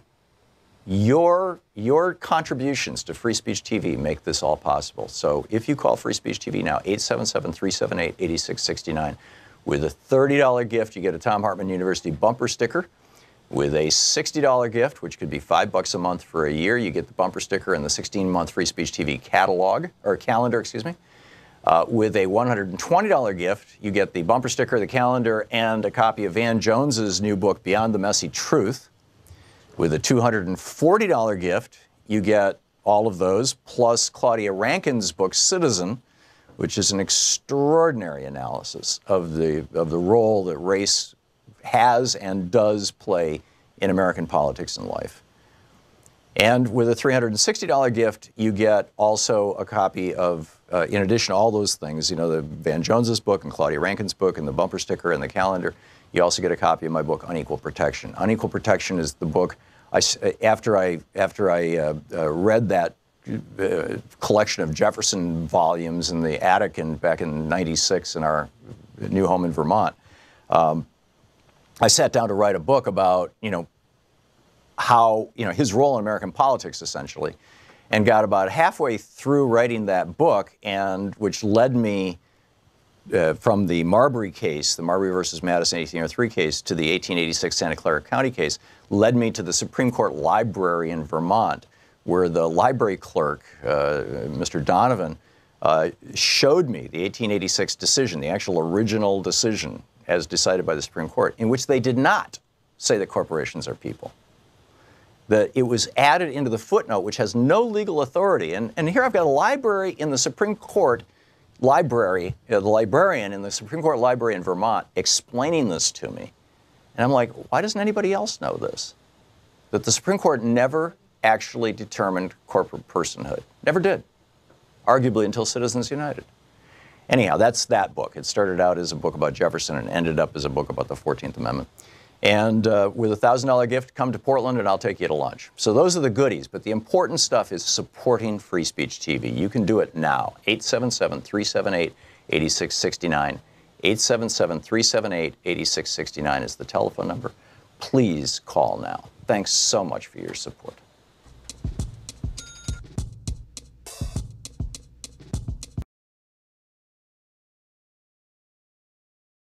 The book is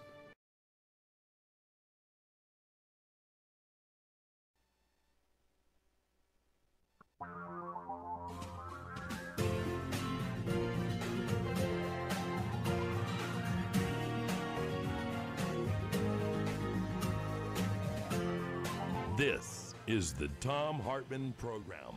Welcome back. Thom Hartmann here with you, and I'm super pleased to have in the studio with me Scott Carter, the Emmy-nominated executive producer of HBO's Real Time with Bill Maher, a playwright. His most recent play, The Gospel, according to Thomas Jefferson, Charles Dickens, and Leo Tolstoy. Discord, you'll recall a couple of weeks ago, I was talking about this at some length on this program because I went to New York to be there for one of the performances, and Scott and I had a conversation about it on stage. It's basically, well, I shouldn't be telling you the story. Scott should. Scott, welcome to the program. And also, you had seen it in Washington before yes. that. Yes. So you've seen two different casts. This all comes out of, just for some context, I grew up as someone who was not interested in religion, or I was indifferent or even hostile to it. And then I've been a lifelong asthmatic and had a near-death experience in 1987. And I was in the hospital for a week, and coming out of it, I had this kind of epiphany, this bliss experience that lasted for about a week, after which I was completely convinced of a God, which I have not doubted since that moment. This is in June of 1987. Oh. But I had no I had no definite religion to return to, so I just kind of opened myself up to everything. So for the last 30 years, I have, anytime somebody wants for me to read something, I will try to read it. I have gone to so many different ceremonies. For 2 years in New York, I had a Jehovah's Witness come to my apartment every Wednesday afternoon at 1 o'clock. He would talk to me for an hour. I'd give him a glass of water. He'd talk to me for an hour. And at the end of the hour, I would say, once again, I believe nothing that you believe, and I will see you next week. and it's just been this way of exploring things to find out what I agree or disagree with. Mm-hmm. And over a period of time, my sense of religion has deepened, and my respect for those with deep convictions is very high, and my feeling about those who I perceive to be hypocrites that's gotten more severe. Yeah, you know, so it's worked on both sides of the scale. That's remarkable. The play comes out of this period of time where I found out for the first time through this show that Bill Moyers did on PBS called World of Ideas, that Thomas Jefferson had created his own Bible over 3 nights while in the White House. He gets done with the day's activity, and at nights, he and Meriwether Lewis and a couple other people are living in the White House by themselves. And he takes the four Gospels, Matthew, Mark, Luke, and John. He has two identical Bibles because he's going to need both sides of the page. And he takes a razor and he cuts out all the verses that he likes, leaves all the ones that he doesn't, and then fashions out of a blank notebook. He pastes the verses he likes in a original narrative, and so he forms his own Bible. And I thought this was a tremendously exciting idea, and perhaps there might be a play in it. And then later I found out that Charles Dickens had also written his own gospel. His was written for his children. And then Leo Tolstoy had developed his own gospel as a way of staving off suicide because he had become, after his success as a novelist with War and Peace and Anna Karenina, he saw fiction to be worthless. He saw all of his riches having no meaning whatsoever. And he went out in his fields and started working with his peasants. And so he realized that the peasants never thought about suicide. They thought suicide was the greatest sin that anybody could commit. And so he thought, if I could just have the faith of my peasants, I would be saved from suicide. So he started going to their chapel, but he hated it because the catechism, the Russian catechism, and the way the Russian Orthodox Church was organized in those days, made it just a tool of the state. So for the next 2 years, he already knows Latin. For the next 2 years, he studies Greek so he can go back to the original scriptures. And then he writes his own gospels also. So my play has these three distinguished people in a limbo, or bardo, to use George Saunders' word, a bardo-like setting where each of them thinks their path to salvation depends upon convincing the other two that their theology is inferior. It's a remarkable play. It really is. And the question for the hour, and Scott is with us for the hours, and Arthur is opening the phone lines. Number one, how has the role of religion changed since the founding of the country? And what I would encourage people, if they want to call and discuss this with Scott and me, do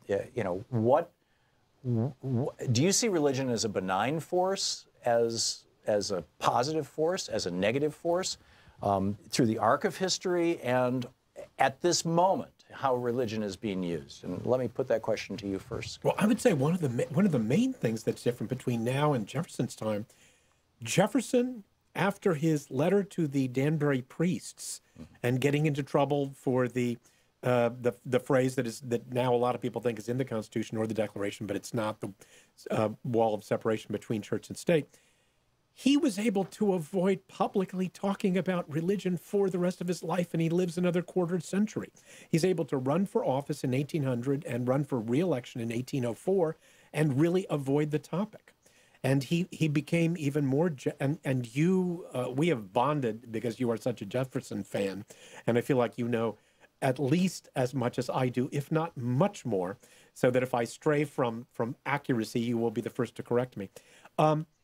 But I feel like he then became even more jealously guarding of his private religious beliefs, sharing them only with John Adams at one point, with Benjamin Rush, with a few other people who he could completely trust not to leak his views to the public, because he thought that his views as essentially a deist, someone who did not believe in the miracles of Jesus, though he regarded him to be the supreme philosopher, that the populace at large would find it difficult to vote for him if they knew his true ideas. Right. And the famous, I think it was to Ben Rush, the letter where he talked about, I've sworn, eternal hostility. Yeah. Yes. And it turns out he was talking about the churches. And at the end of the letter, he says, please keep this discreet. Please don't share this with, the genus irritable vetum. Right. The stand is all too interesting against. Yeah, him. and during the election of 1800, his enemies used the charges that he was a heretic against him, and priests actually from the pulpits told their parishioners that he would confiscate all Bibles if he were to be elected. One of the things that people often don't know is the number of established religions in the different colonies during Jefferson's time. So let's say in Connecticut, you might be paying taxes to the Congregationalist Church, whether or not you were a Congregationalist or a Catholic or a Jew or a Muslim or an atheist. And it was the Anglican Church in Virginia. And very often, all the different colonies, many of them, had official religions. And very often, if you didn't belong to the official religion, you couldn't run for office. And this is big in Massachusetts. Huge. I mean, they almost didn't become a state because of this. Right. And so Jefferson and Madison overturning that in Virginia, which is one of the 3 achievements on Jefferson's gravestone, the revised statute for religious freedom in the state of Virginia. He was so proud of that because then it set a precedent by which other colonies overturned their established churches. So, of course, he was the enemy of all priests and clergy throughout the young country because they saw him as an enemy to their power. Yeah. We have about 20 seconds before we're going to hit a break. I just wanted to toss one more topic in here that we could discuss. We have an hour, you and I, Scott, and our callers. Do you think Al Franken should resign? I think that I was very happy with the way that he first took the charge and said, let's go to the ethics committee. And he set up a due process that I think should have been allowed to play out. And I think some senators now are going on record as having regrets for having this rush to judgment. I know you've got a break coming up, but I think that should have played out. Yeah, it's a fascinating topic, and you work in Hollywood. You know a lot of these players. You know, I'd like to get a little more conversation with you about this too. Scott Carter is with us, the Emmy-nominated executive producer of HBO's Real Time with Bill Maher, and a playwright in his own accord of brilliant work. This is the Thom Hartmann Program. His most recent play, The Gospel According to Thomas Jefferson, Charles Dickens, and Leo Tolstoy, Discord, as you might expect. We'll be right back.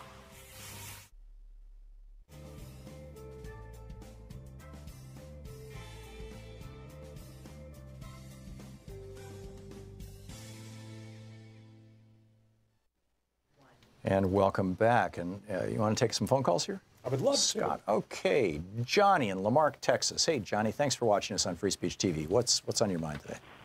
Hey, Tom. Hey, Scott. By the way, I do not believe that any Democratic politician should resign right now in light of the scare tactics that are being put forth by the far right. It's their opportunity to get by on us and get more political power.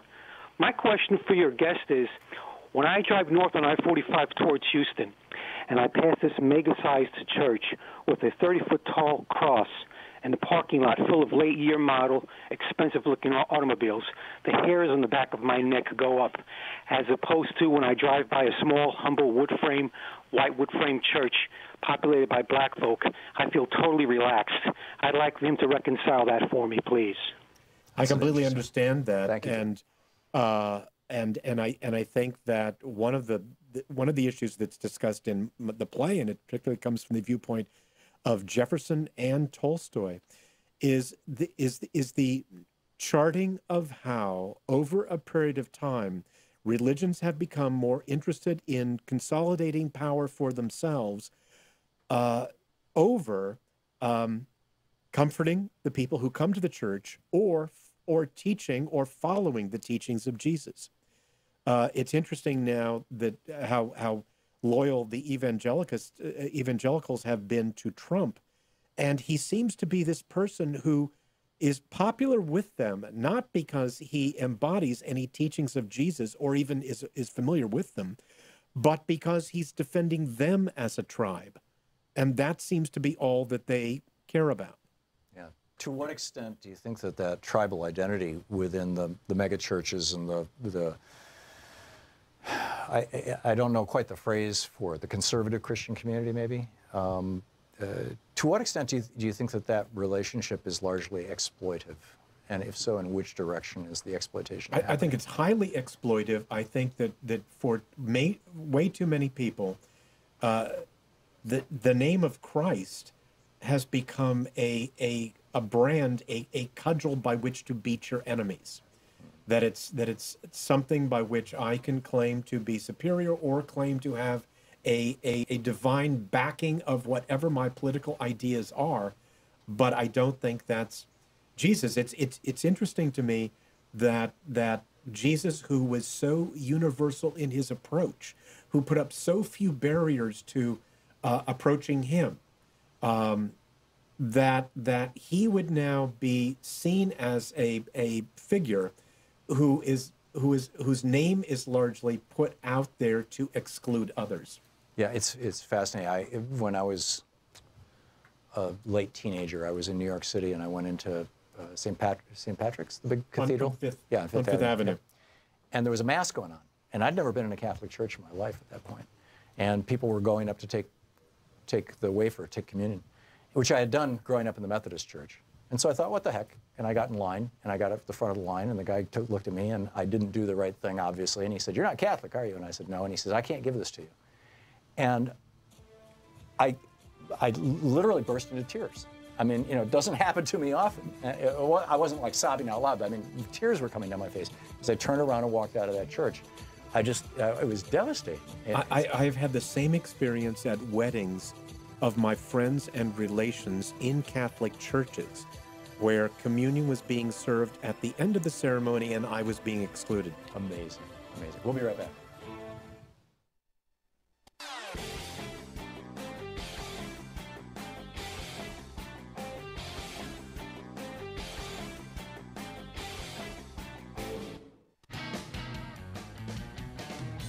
Welcome back. Thom Hartmann here with you. Scott Carter, the Emmy-nominated executive producer of HBO's Real Time with Bill Maher, the author, the playwright of The Gospel According to Thomas Jefferson, Charles Dickens, and Leo Tolstoy, Discord. I've never written a play. Do playwrights always refer to themselves as playwrights as opposed to authors? I've never had to encounter that. I think playwright is so specific, and also there is an additional pride that one feels, and you've written 35 books, 25 I believe are still in print, and you should be very proud of all that. But there is an additional pride that I feel when I say playwright, and I've been published, and this play that we're talking about now has been done in 18 different cities, that somehow it's been validated by audiences over the last 4 years, and that is something that I feel warrants my specifically describing myself as a playwright. Yeah. Yeah, well, you're very good at it. It's a remarkable play. We were talking briefly about Hollywood, and you know, I asked about Al Franken. More broadly, I read a piece this morning in I'm trying to remember where I read it. It was one of the progressive news sites, and it was about how in the 1930s. That there was a PR firm that represented stars and starlets, and sometimes they would put on the photographs of women that they were offering to studios as talent, I think it was the letters DRR, which means directors something respected, directors choice respect. Basically what it means is this woman will sleep with you if you give her the part. And thus the whole casting couch, you know, thing that, you know, I think probably everybody has heard of the casting couch. Most people thought it was like an anachronism, some ancient thing. Obviously, with the Harvey Weinstein stories, it did not go away. What's it like in Hollywood right now around this kind of stuff? I think in the same way that you were talking last hour about going to your phone and seeing some new alert that Trump has incrementally moved us towards war, or he's done something dumb. There's a sense, for me, of an alert mentioning someone who I know, who I had no reason to suspect anything other than being completely decent to men and women, and workers and non-workers.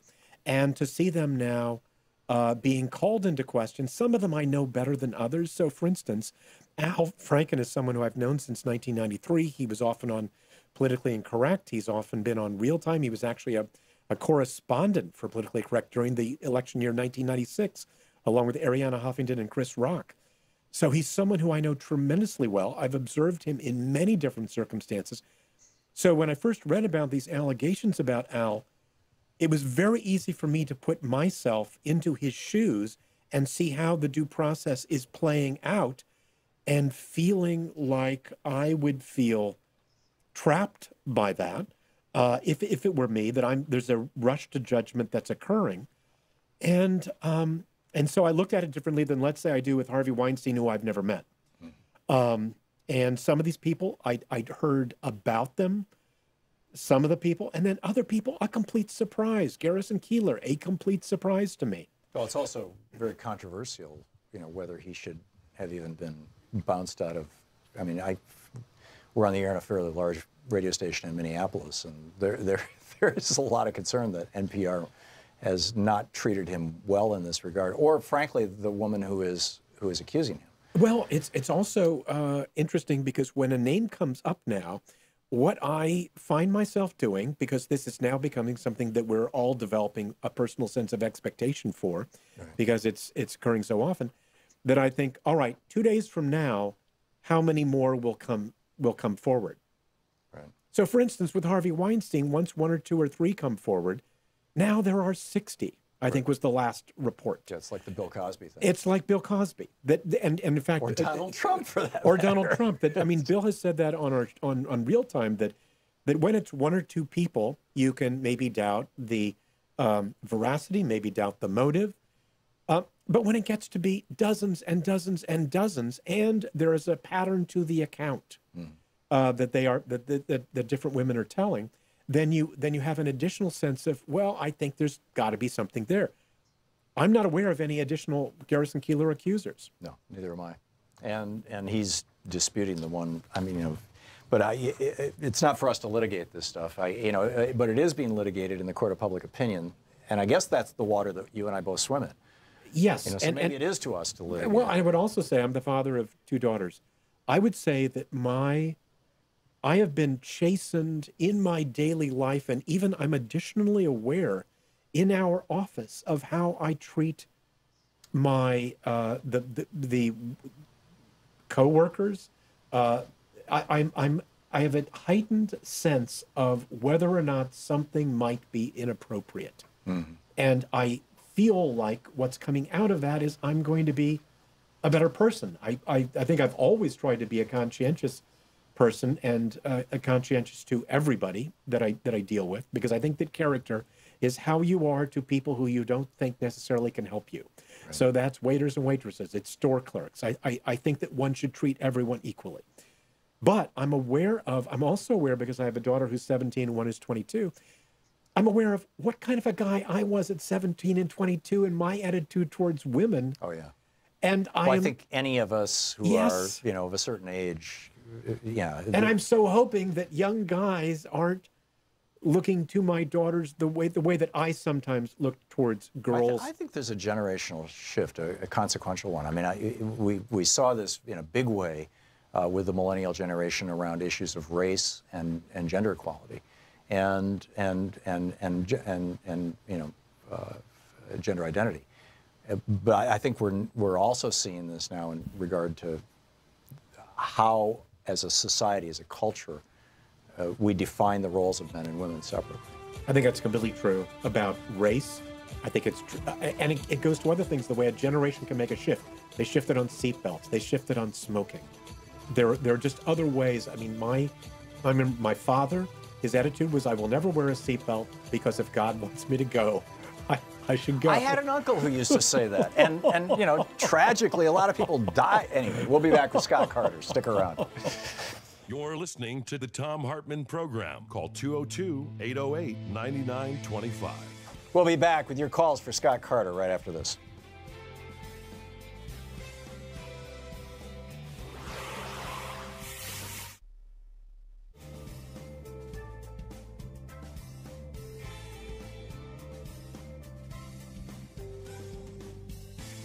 So we're in this moment right now with this train crash in near Tacoma and whatnot, where the American media is once again largely dropping the ball. Remember 9/11?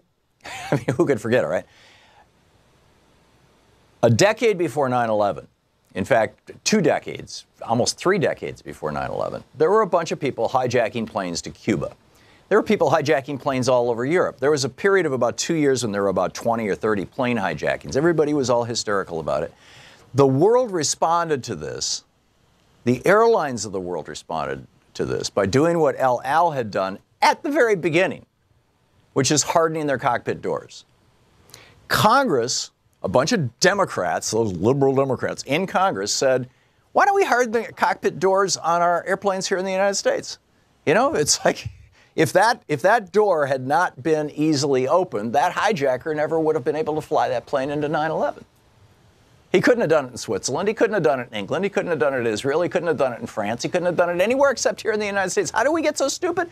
Well, it turns out Congress actually tried to pass legislation requiring airlines to harden their cockpit doors, but it would cost an extra $100,000 per airplane. So the airline industry took a boatload of money to Washington, D.C., bought a bunch of politicians, and shot that thing down, which brought us 9/11. Now we've had what, five, maybe six major train crashes in the last 5, 6, 7 years, and every single one of them would have been avoided with positive train control, which is simply a system that notices, you know, it's on board the train, and it notices the external speed limits that are, you know, both physical and electronic, and it says, gee, I'm supposed to be going 30 miles an hour. I'm going 80 miles an hour. I think I'll slow the train down to 30 miles an hour, regardless of what the driver says. We could have done this. Right? Every passenger train in Europe has this. Most passenger trains in South America have this. The passenger trains that they're building in China have this. Japan, I mean, name your country. Why is America the idiot child here? The idiot stepchild, or whatever the god-awful, you know, slanderous phrase is? Because of money in politics. And money in politics has even contaminated our media. Our media wasn't talking about hardening cockpit doors before or after 9/11. And, you know, there's a little bit of conversation about positive train control. I'm actually impressed how much conversation there's been, but I don't expect a whole lot's going to happen out of this. Because the corporate media in the United States has a bottom line, which is, you know, the bottom line, you know, entertainment. Free Speech TV has a bottom line, too. It's information. Free Speech TV is about making sure that you know what's actually going on in the world, having the conversations, sometimes the uncomfortable conversations, sometimes the in-depth conversations, but having those conversations here with me, with Amy Goodman, with Stephanie Miller, with Bill Press, you know, the list goes on with all the fine people on Free Speech TV and all this programming that exists because of you. Your contributions to Free Speech TV make this all possible. So if you call Free Speech TV now, 877-378-8669, with a $30 gift, you get a Thom Hartmann University bumper sticker. With a $60 gift, which could be $5 a month for a year, you get the bumper sticker and the 16-month Free Speech TV calendar, excuse me. With a $120 gift, you get the bumper sticker, the calendar, and a copy of Van Jones's new book, Beyond the Messy Truth. With a $240 gift, you get all of those, plus Claudia Rankine's book, Citizen, which is an extraordinary analysis of the role that race has and does play in American politics and life. And with a $360 gift, you get also a copy of, in addition to all those things, you know, the Van Jones's book and Claudia Rankine's book and the bumper sticker and the calendar. You also get a copy of my book, Unequal Protection. Unequal Protection is the book, after I read that collection of Jefferson volumes in the attic back in '96 in our new home in Vermont, I sat down to write a book about, you know, how, you know, his role in American politics, essentially, and got about halfway through writing that book, and which led me from the Marbury case, the Marbury versus Madison 1803 case, to the 1886 Santa Clara County case, led me to the Supreme Court Library in Vermont, where the library clerk, Mr. Donovan, showed me the 1886 decision, the actual original decision as decided by the Supreme Court, in which they did not say that corporations are people.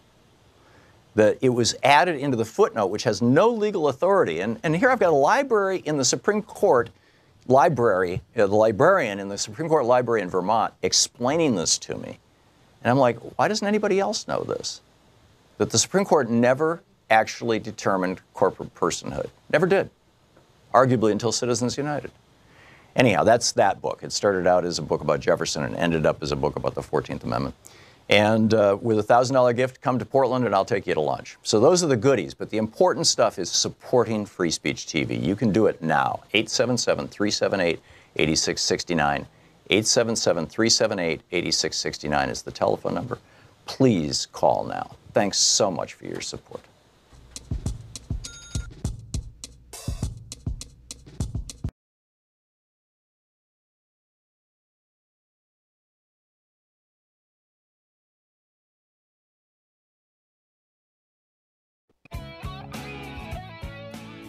Actually, I wanted to... Oh, welcome back. Hey, we're on the air, and I'm in mid-sentence. I did, you know, Scott, with your permission, I did want to just read something real quickly on the air that has nothing to do with what we've been talking about. In the last hour, a woman called and said, I work in the railroad industry, and this whole, you know, positive train control thing, you can't have this. It's a brand new technology. It was just developed. And this from the Wikipedia, positive train control deployment.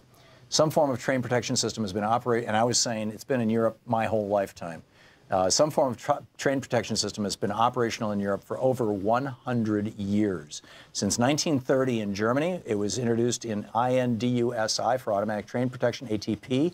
In 1956, the automatic warning system, the AWS, was introduced in the United Kingdom, whilst today the rail network is fitted with the TPWS, the train protection and warning system.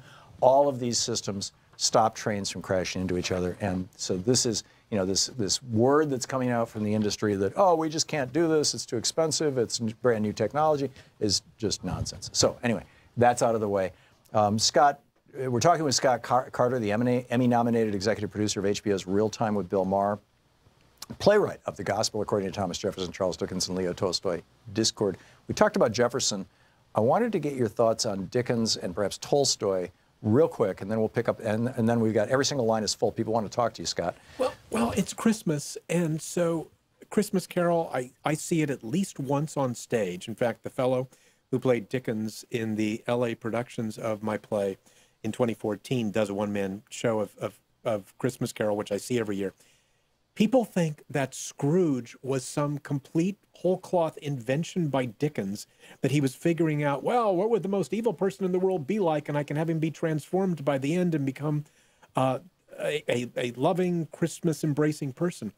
No, Dickens is referring to topical political movements at the time. So there was this fellow named Thomas Robert Malthus, and his political philosophy was this notion of utilitarianism, that in other words, if you weren't able to work and earn your keep, you did not deserve food, you did not deserve to be on the earth. So when Scrooge, in the very first scene, when the people come in asking for a charitable contribution from Scrooge, and he says nothing, and they think he's meaning that it's anonymous, and no, he means he wants to give nothing. And he asks about, are there no more workhouses? Let these people die and decrease the surplus population. That was a line of political thought. This fellow Malthus, when the potato famine came in Ireland, he thought, you're interfering with God's plan if we were to try to send food or aid to Ireland. Better that they die. Wow. Population control. Population control. Somebody called earlier about this. And, okay, let's pick up some phone calls here. Paul in Woodinville, Washington. Hey, Paul, you're on the air with Scott Carter. Hi, Tom and Scott. Thank you.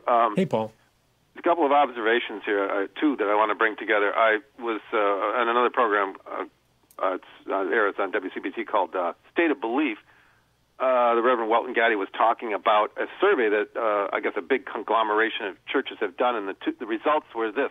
Two things. The number one, this is of young people and what do they think of Christianity in the United States.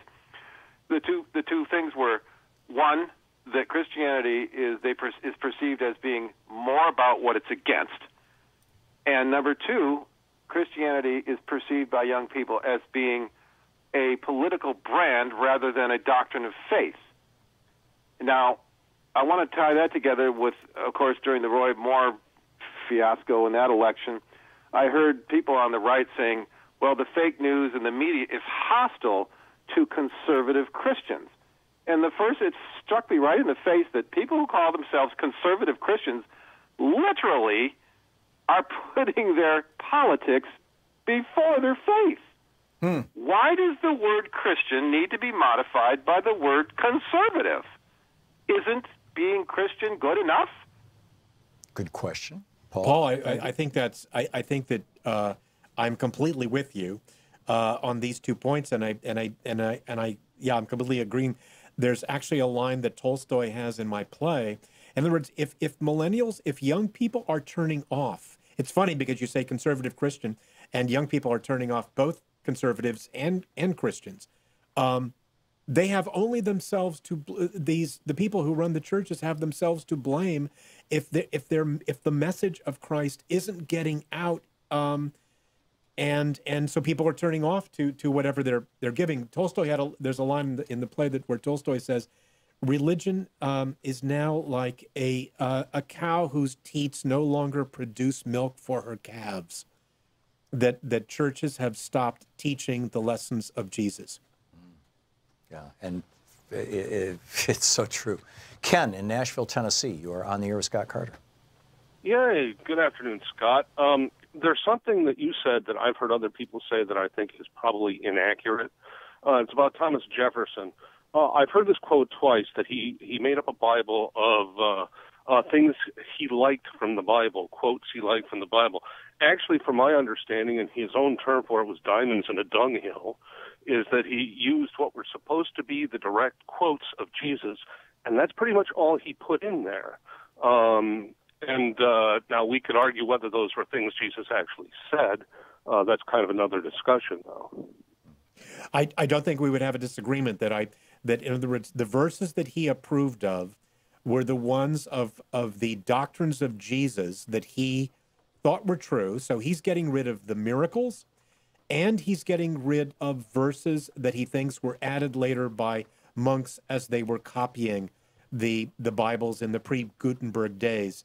So forgive me if I inelegantly phrased my description of Jefferson's task, and actually he did it twice. He did first a smaller version in the White House, and then later, when he had retired to Monticello, did a larger version. That's the one we know of today, Life and Morals of Jesus of Nazareth, and that's the one that always gets reprinted.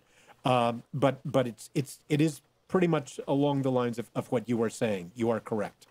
Terry in Rochester, Washington. Terry, you're on the air with Scott Carter. Yeah, Scott, I had a two-part question. Number one was, do you think people need to go through the type of near-death experience you had, or is that experience going to come to everybody? And number two is, do you think it can be reached through the intellect? Because our old saying was people are more afraid of damnation or salvation than they are damnation, because they'd actually have to go through that, some kind of trauma or some type of seeing something new. I don't know how you would put it. Well, I would. Thank you, Terry. Yeah, thank you very much. And going to the first comment about, do you have to have a near-death experience? There are obviously people who have not had to go through what I did in order to wake up to an entire area of inquiry that I had been oblivious to before that. But I think there is something that happens when people have a downturn in their business, when they have a downturn in health, when they have a loss. Very often we're able to be asleep in a waking sleep state through our lives, and then some event comes, and it happens all the time in dramatic literature, where an event occurs to the protagonist by which he has to reconsider. He or she have to reconsider things that they've taken for granted, or maybe have to consider things that they have not considered previously. So anything that kind of jolts you out of complacency, it doesn't have to be a near-death experience. And then the second question I didn't quite understand. I was attending to other things. I'm sorry. But I think it was about can salvation be reached through faith? Oh, through the intellect. Actually, I made a note through about the that. intellect. Yeah, that was the word I didn't hear. Well, certainly that. I mean, Jefferson was it was all through the intellect for Jefferson, and that's in my play. He very much contrasts with Tolstoy, who actually wants to get out. I mean, he goes barefooted most of the time. He goes out and he works with his peasants in the field, and he's getting his hands dirty, and he's got a scythe, and he's trying to do things all the time. I think that it's interesting in the run that Thom came to in New York, there was a Hindu woman who made the comment that in the Hindu religion there are three paths to enlightenment, which are all considered equally valid. One is intellect through scholarship. One can learn and know and grow. One is through faith, and the other is through deeds. And in a way, my play has each of those three viewpoints represented. Jefferson is intellect, and Dickens is more faith. He's the most dogmatic of the three, and then Tolstoy is not. He's the one who dresses up as a peasant, stands at the gate to his estate, and berates people as they go by for them to repent. Tolstoy? Yeah. He actually did that. Yeah. And Tolstoy, he's funny because he taught himself how to read Greek, but he often was a bad student. So, for instance, he mistranslated one verse to think that it meant that Jesus was telling everyone they have to make their own shoes. So he hires a cobbler to come and show him shoemaking. And then he finally gets his own pair of shoes, and he's going to walk to the Optima Monastery, this place where he used to go and argue with the monks. But by the time he gets there, his shoes are so poorly made his feet are bleeding. And they have to send back to his estate for one of his coaches. He was always embarrassed that he was a titled family. A coach with his family crest on it to take him back home. Wow, amazing. These, Tolstoy, Dickens, and Jefferson, you couldn't have found three more colorful characters. And very often people will say to me, why'd you choose them? And no, they chose me because these three people were the first three people I found out who did the exact same thing. Rewrite the 4 books of the Gospels. There you go. We'll be back with Scott Carter in just a moment.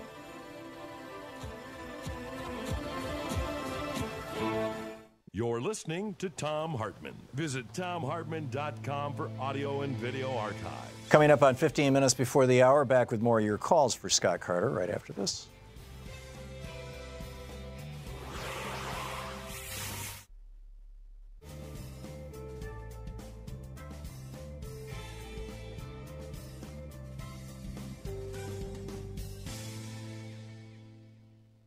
And welcome back. Elizabeth in Farmington, Michigan. You are on the air with Scott Carter. Elizabeth, what's on your mind?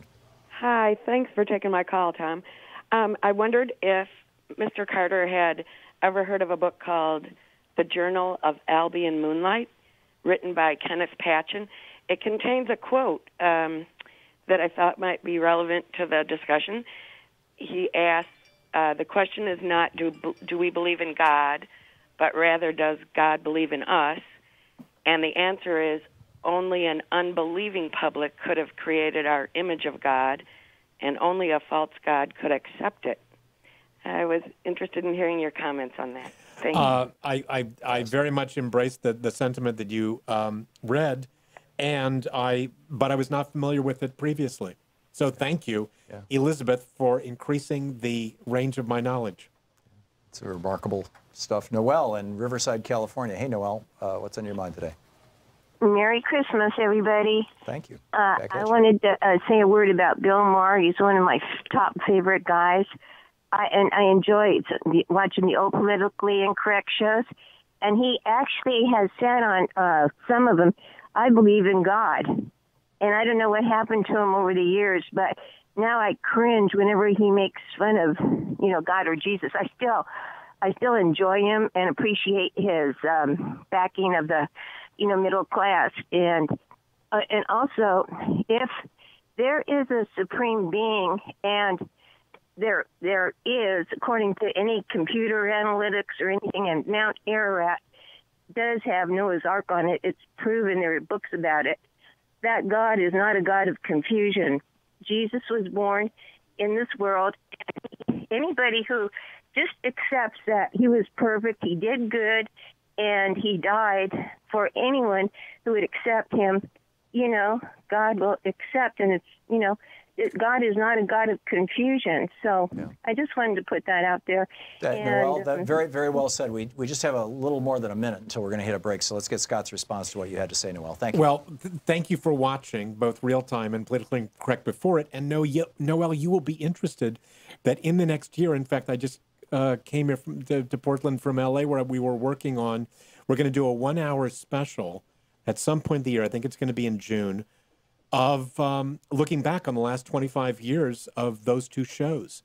And so we've been looking back at these old clips and all these, and we have a lot of people who've done interviews giving praise about the show. People who've been on the show a lot, Michael Moore and Billy Crystal and Seth MacFarlane and a lot of other people, Sarah Silverman. Anyway, so look for that. We come back on January 19th. Thank you for watching. And what I would say is, it's a tribute to Bill that he is willing to have on a regular basis people who completely disagree with him, whether it's Cornel West or whether it's Andrew Sullivan or whether it's any different priest or a pastor who we have on. He does not mind being challenged. And I think that's a tribute to him as a host. There are a lot of hosts who only want people who agree with them.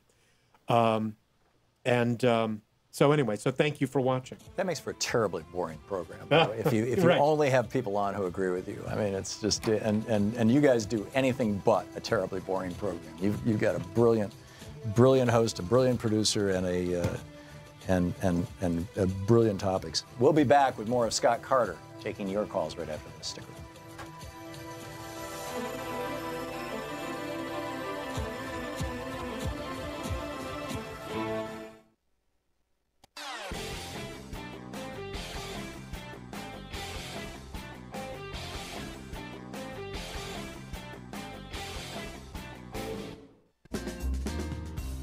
Welcome back, 10 minutes before the hour. And Roger in Petaluma, California, you are on the air with Scott Carter, our guest.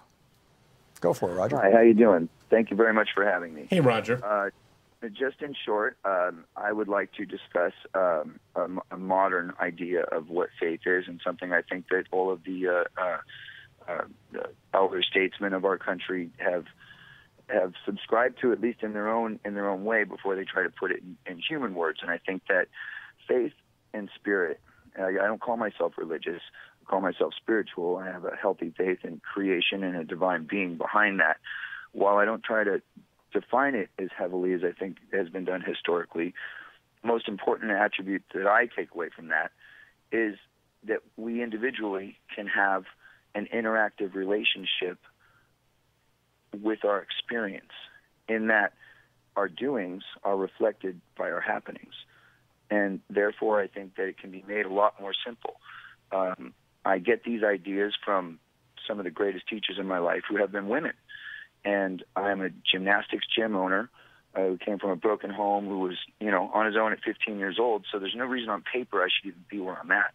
But the reason I bring that up is because the greatest observation that I can make inside of gymnastics learning is that women process it faster. And I think that that's always been demonstrated throughout history. And the sooner we allow women to move our progress forward, I think the sooner we'll get healthier understandings, modern understandings of that interactive relationship. I absolutely believe in prayer, and I believe that it's those attributes that have excelled my life to be where it is. And I just wanted to know your comments on that, Scott. Thank you, Roger. Well, Roger, thank you very much. And what I would say is that I know a lot of people who are spiritual without having any official religious affiliation. And I think that this time that we are living in right now, where there is so much emphasis on materialism, I think there's going to be a backlash to that, because at the end of the day, life is a mystery. And at the end of the day, we can't all be billionaires, but we can all begin to find meaning in our lives and ask ourselves the big questions. And so I think that the kind of comment you're expressing, I think more people are going to be going in that direction in the coming years. Lemetric, if I'm saying your name correctly, in Rancho Cucamonga, California. You're on the air. Scott. Hello. Yes, my name is Lemetric, and yes, I'm calling from California, and I'd like to talk about the sexual harassment atmosphere. I'd like to get your comments, because I'm not happy with the results of Al Franklin, and I want us to sort of push away at this time from politics. I don't want to look at the fact that, Democrat, Republican, it doesn't really matter. But most people like righteousness. They like the right thing to be done. And when it comes to Al Franklin and the sexual harassment charges, allegations rather, I'm very concerned. Today, one of the reasons why I'm concerned is because I believe he was thrown under the bus. I want to know from you guys, how did they measure whether or not stepping down is the right thing to do? Was there a scale, 0 to 10, 10 being the worst, 10 meaning that he obviously did things that the president claimed he would do, grope women and, private parts and all that other stuff, or McLaren and Al Rogers, Roger Ailes, all that stuff. And then there's the 5 and under range where he may have done something that bothered somebody and they didn't like it, at which point they should have told him, and he should have apologized, which he did. But do you realize that what's considered sexual harassment today was not sexual harassment 10 years ago or even 5 years ago? Yeah, I'm a woman, and I care about all people, men, women, whatnot.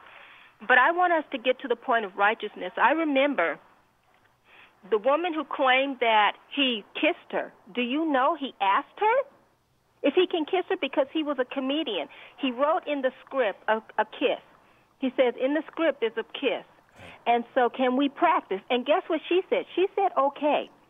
So when you agree to something, I don't see that as sexual harassment. Yeah. She said, okay. Lemetric, we're running out of time. We're running out of time here. If I may interrupt you, let's get Scott's thoughts on this. I think you've laid out your position very, very thoroughly and well done, Lemetric. Yeah, and I would agree with a lot of what you said, Lemetric. And what I would say is we're kind of in a new area. We're kind of in terra incognita for how to be handling what the due process is. I mean, we've seen historically, through history, often women be treated in an abominable way, and we also see women not be heard. And there's now a sense of trying to completely correct that. I think in the case of Al, I think there was a rush to judgment, and I think that he was pushed out. I think that's true. But I think I think it's coming from a place of people trying to find what the right response is to something that has long been ignored. Well, and the problem is that we haven't kind of standardized our response. I mean, we did this a long time ago. We all agreed that stealing is wrong, but we treat bank robbers very differently than we do shoplifters.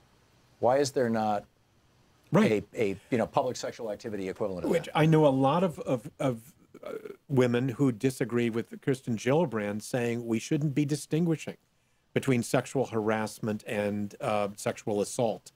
I think that we should be making those kinds of distinctions.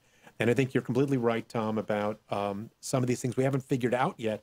We also haven't figured out, with the case of a bank robber, even with a bank robber, if they go to prison and serve their time, we considered their debt to society paid, and they come back into society.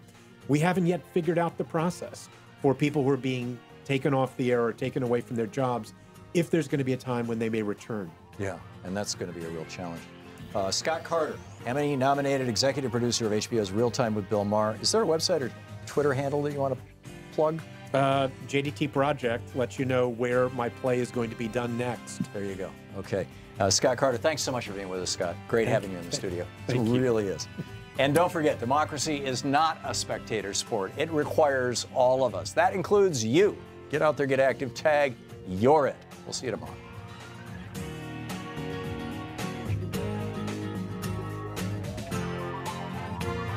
You've been listening to Thom Hartmann. For audio and video archives, visit thomhartmann.com.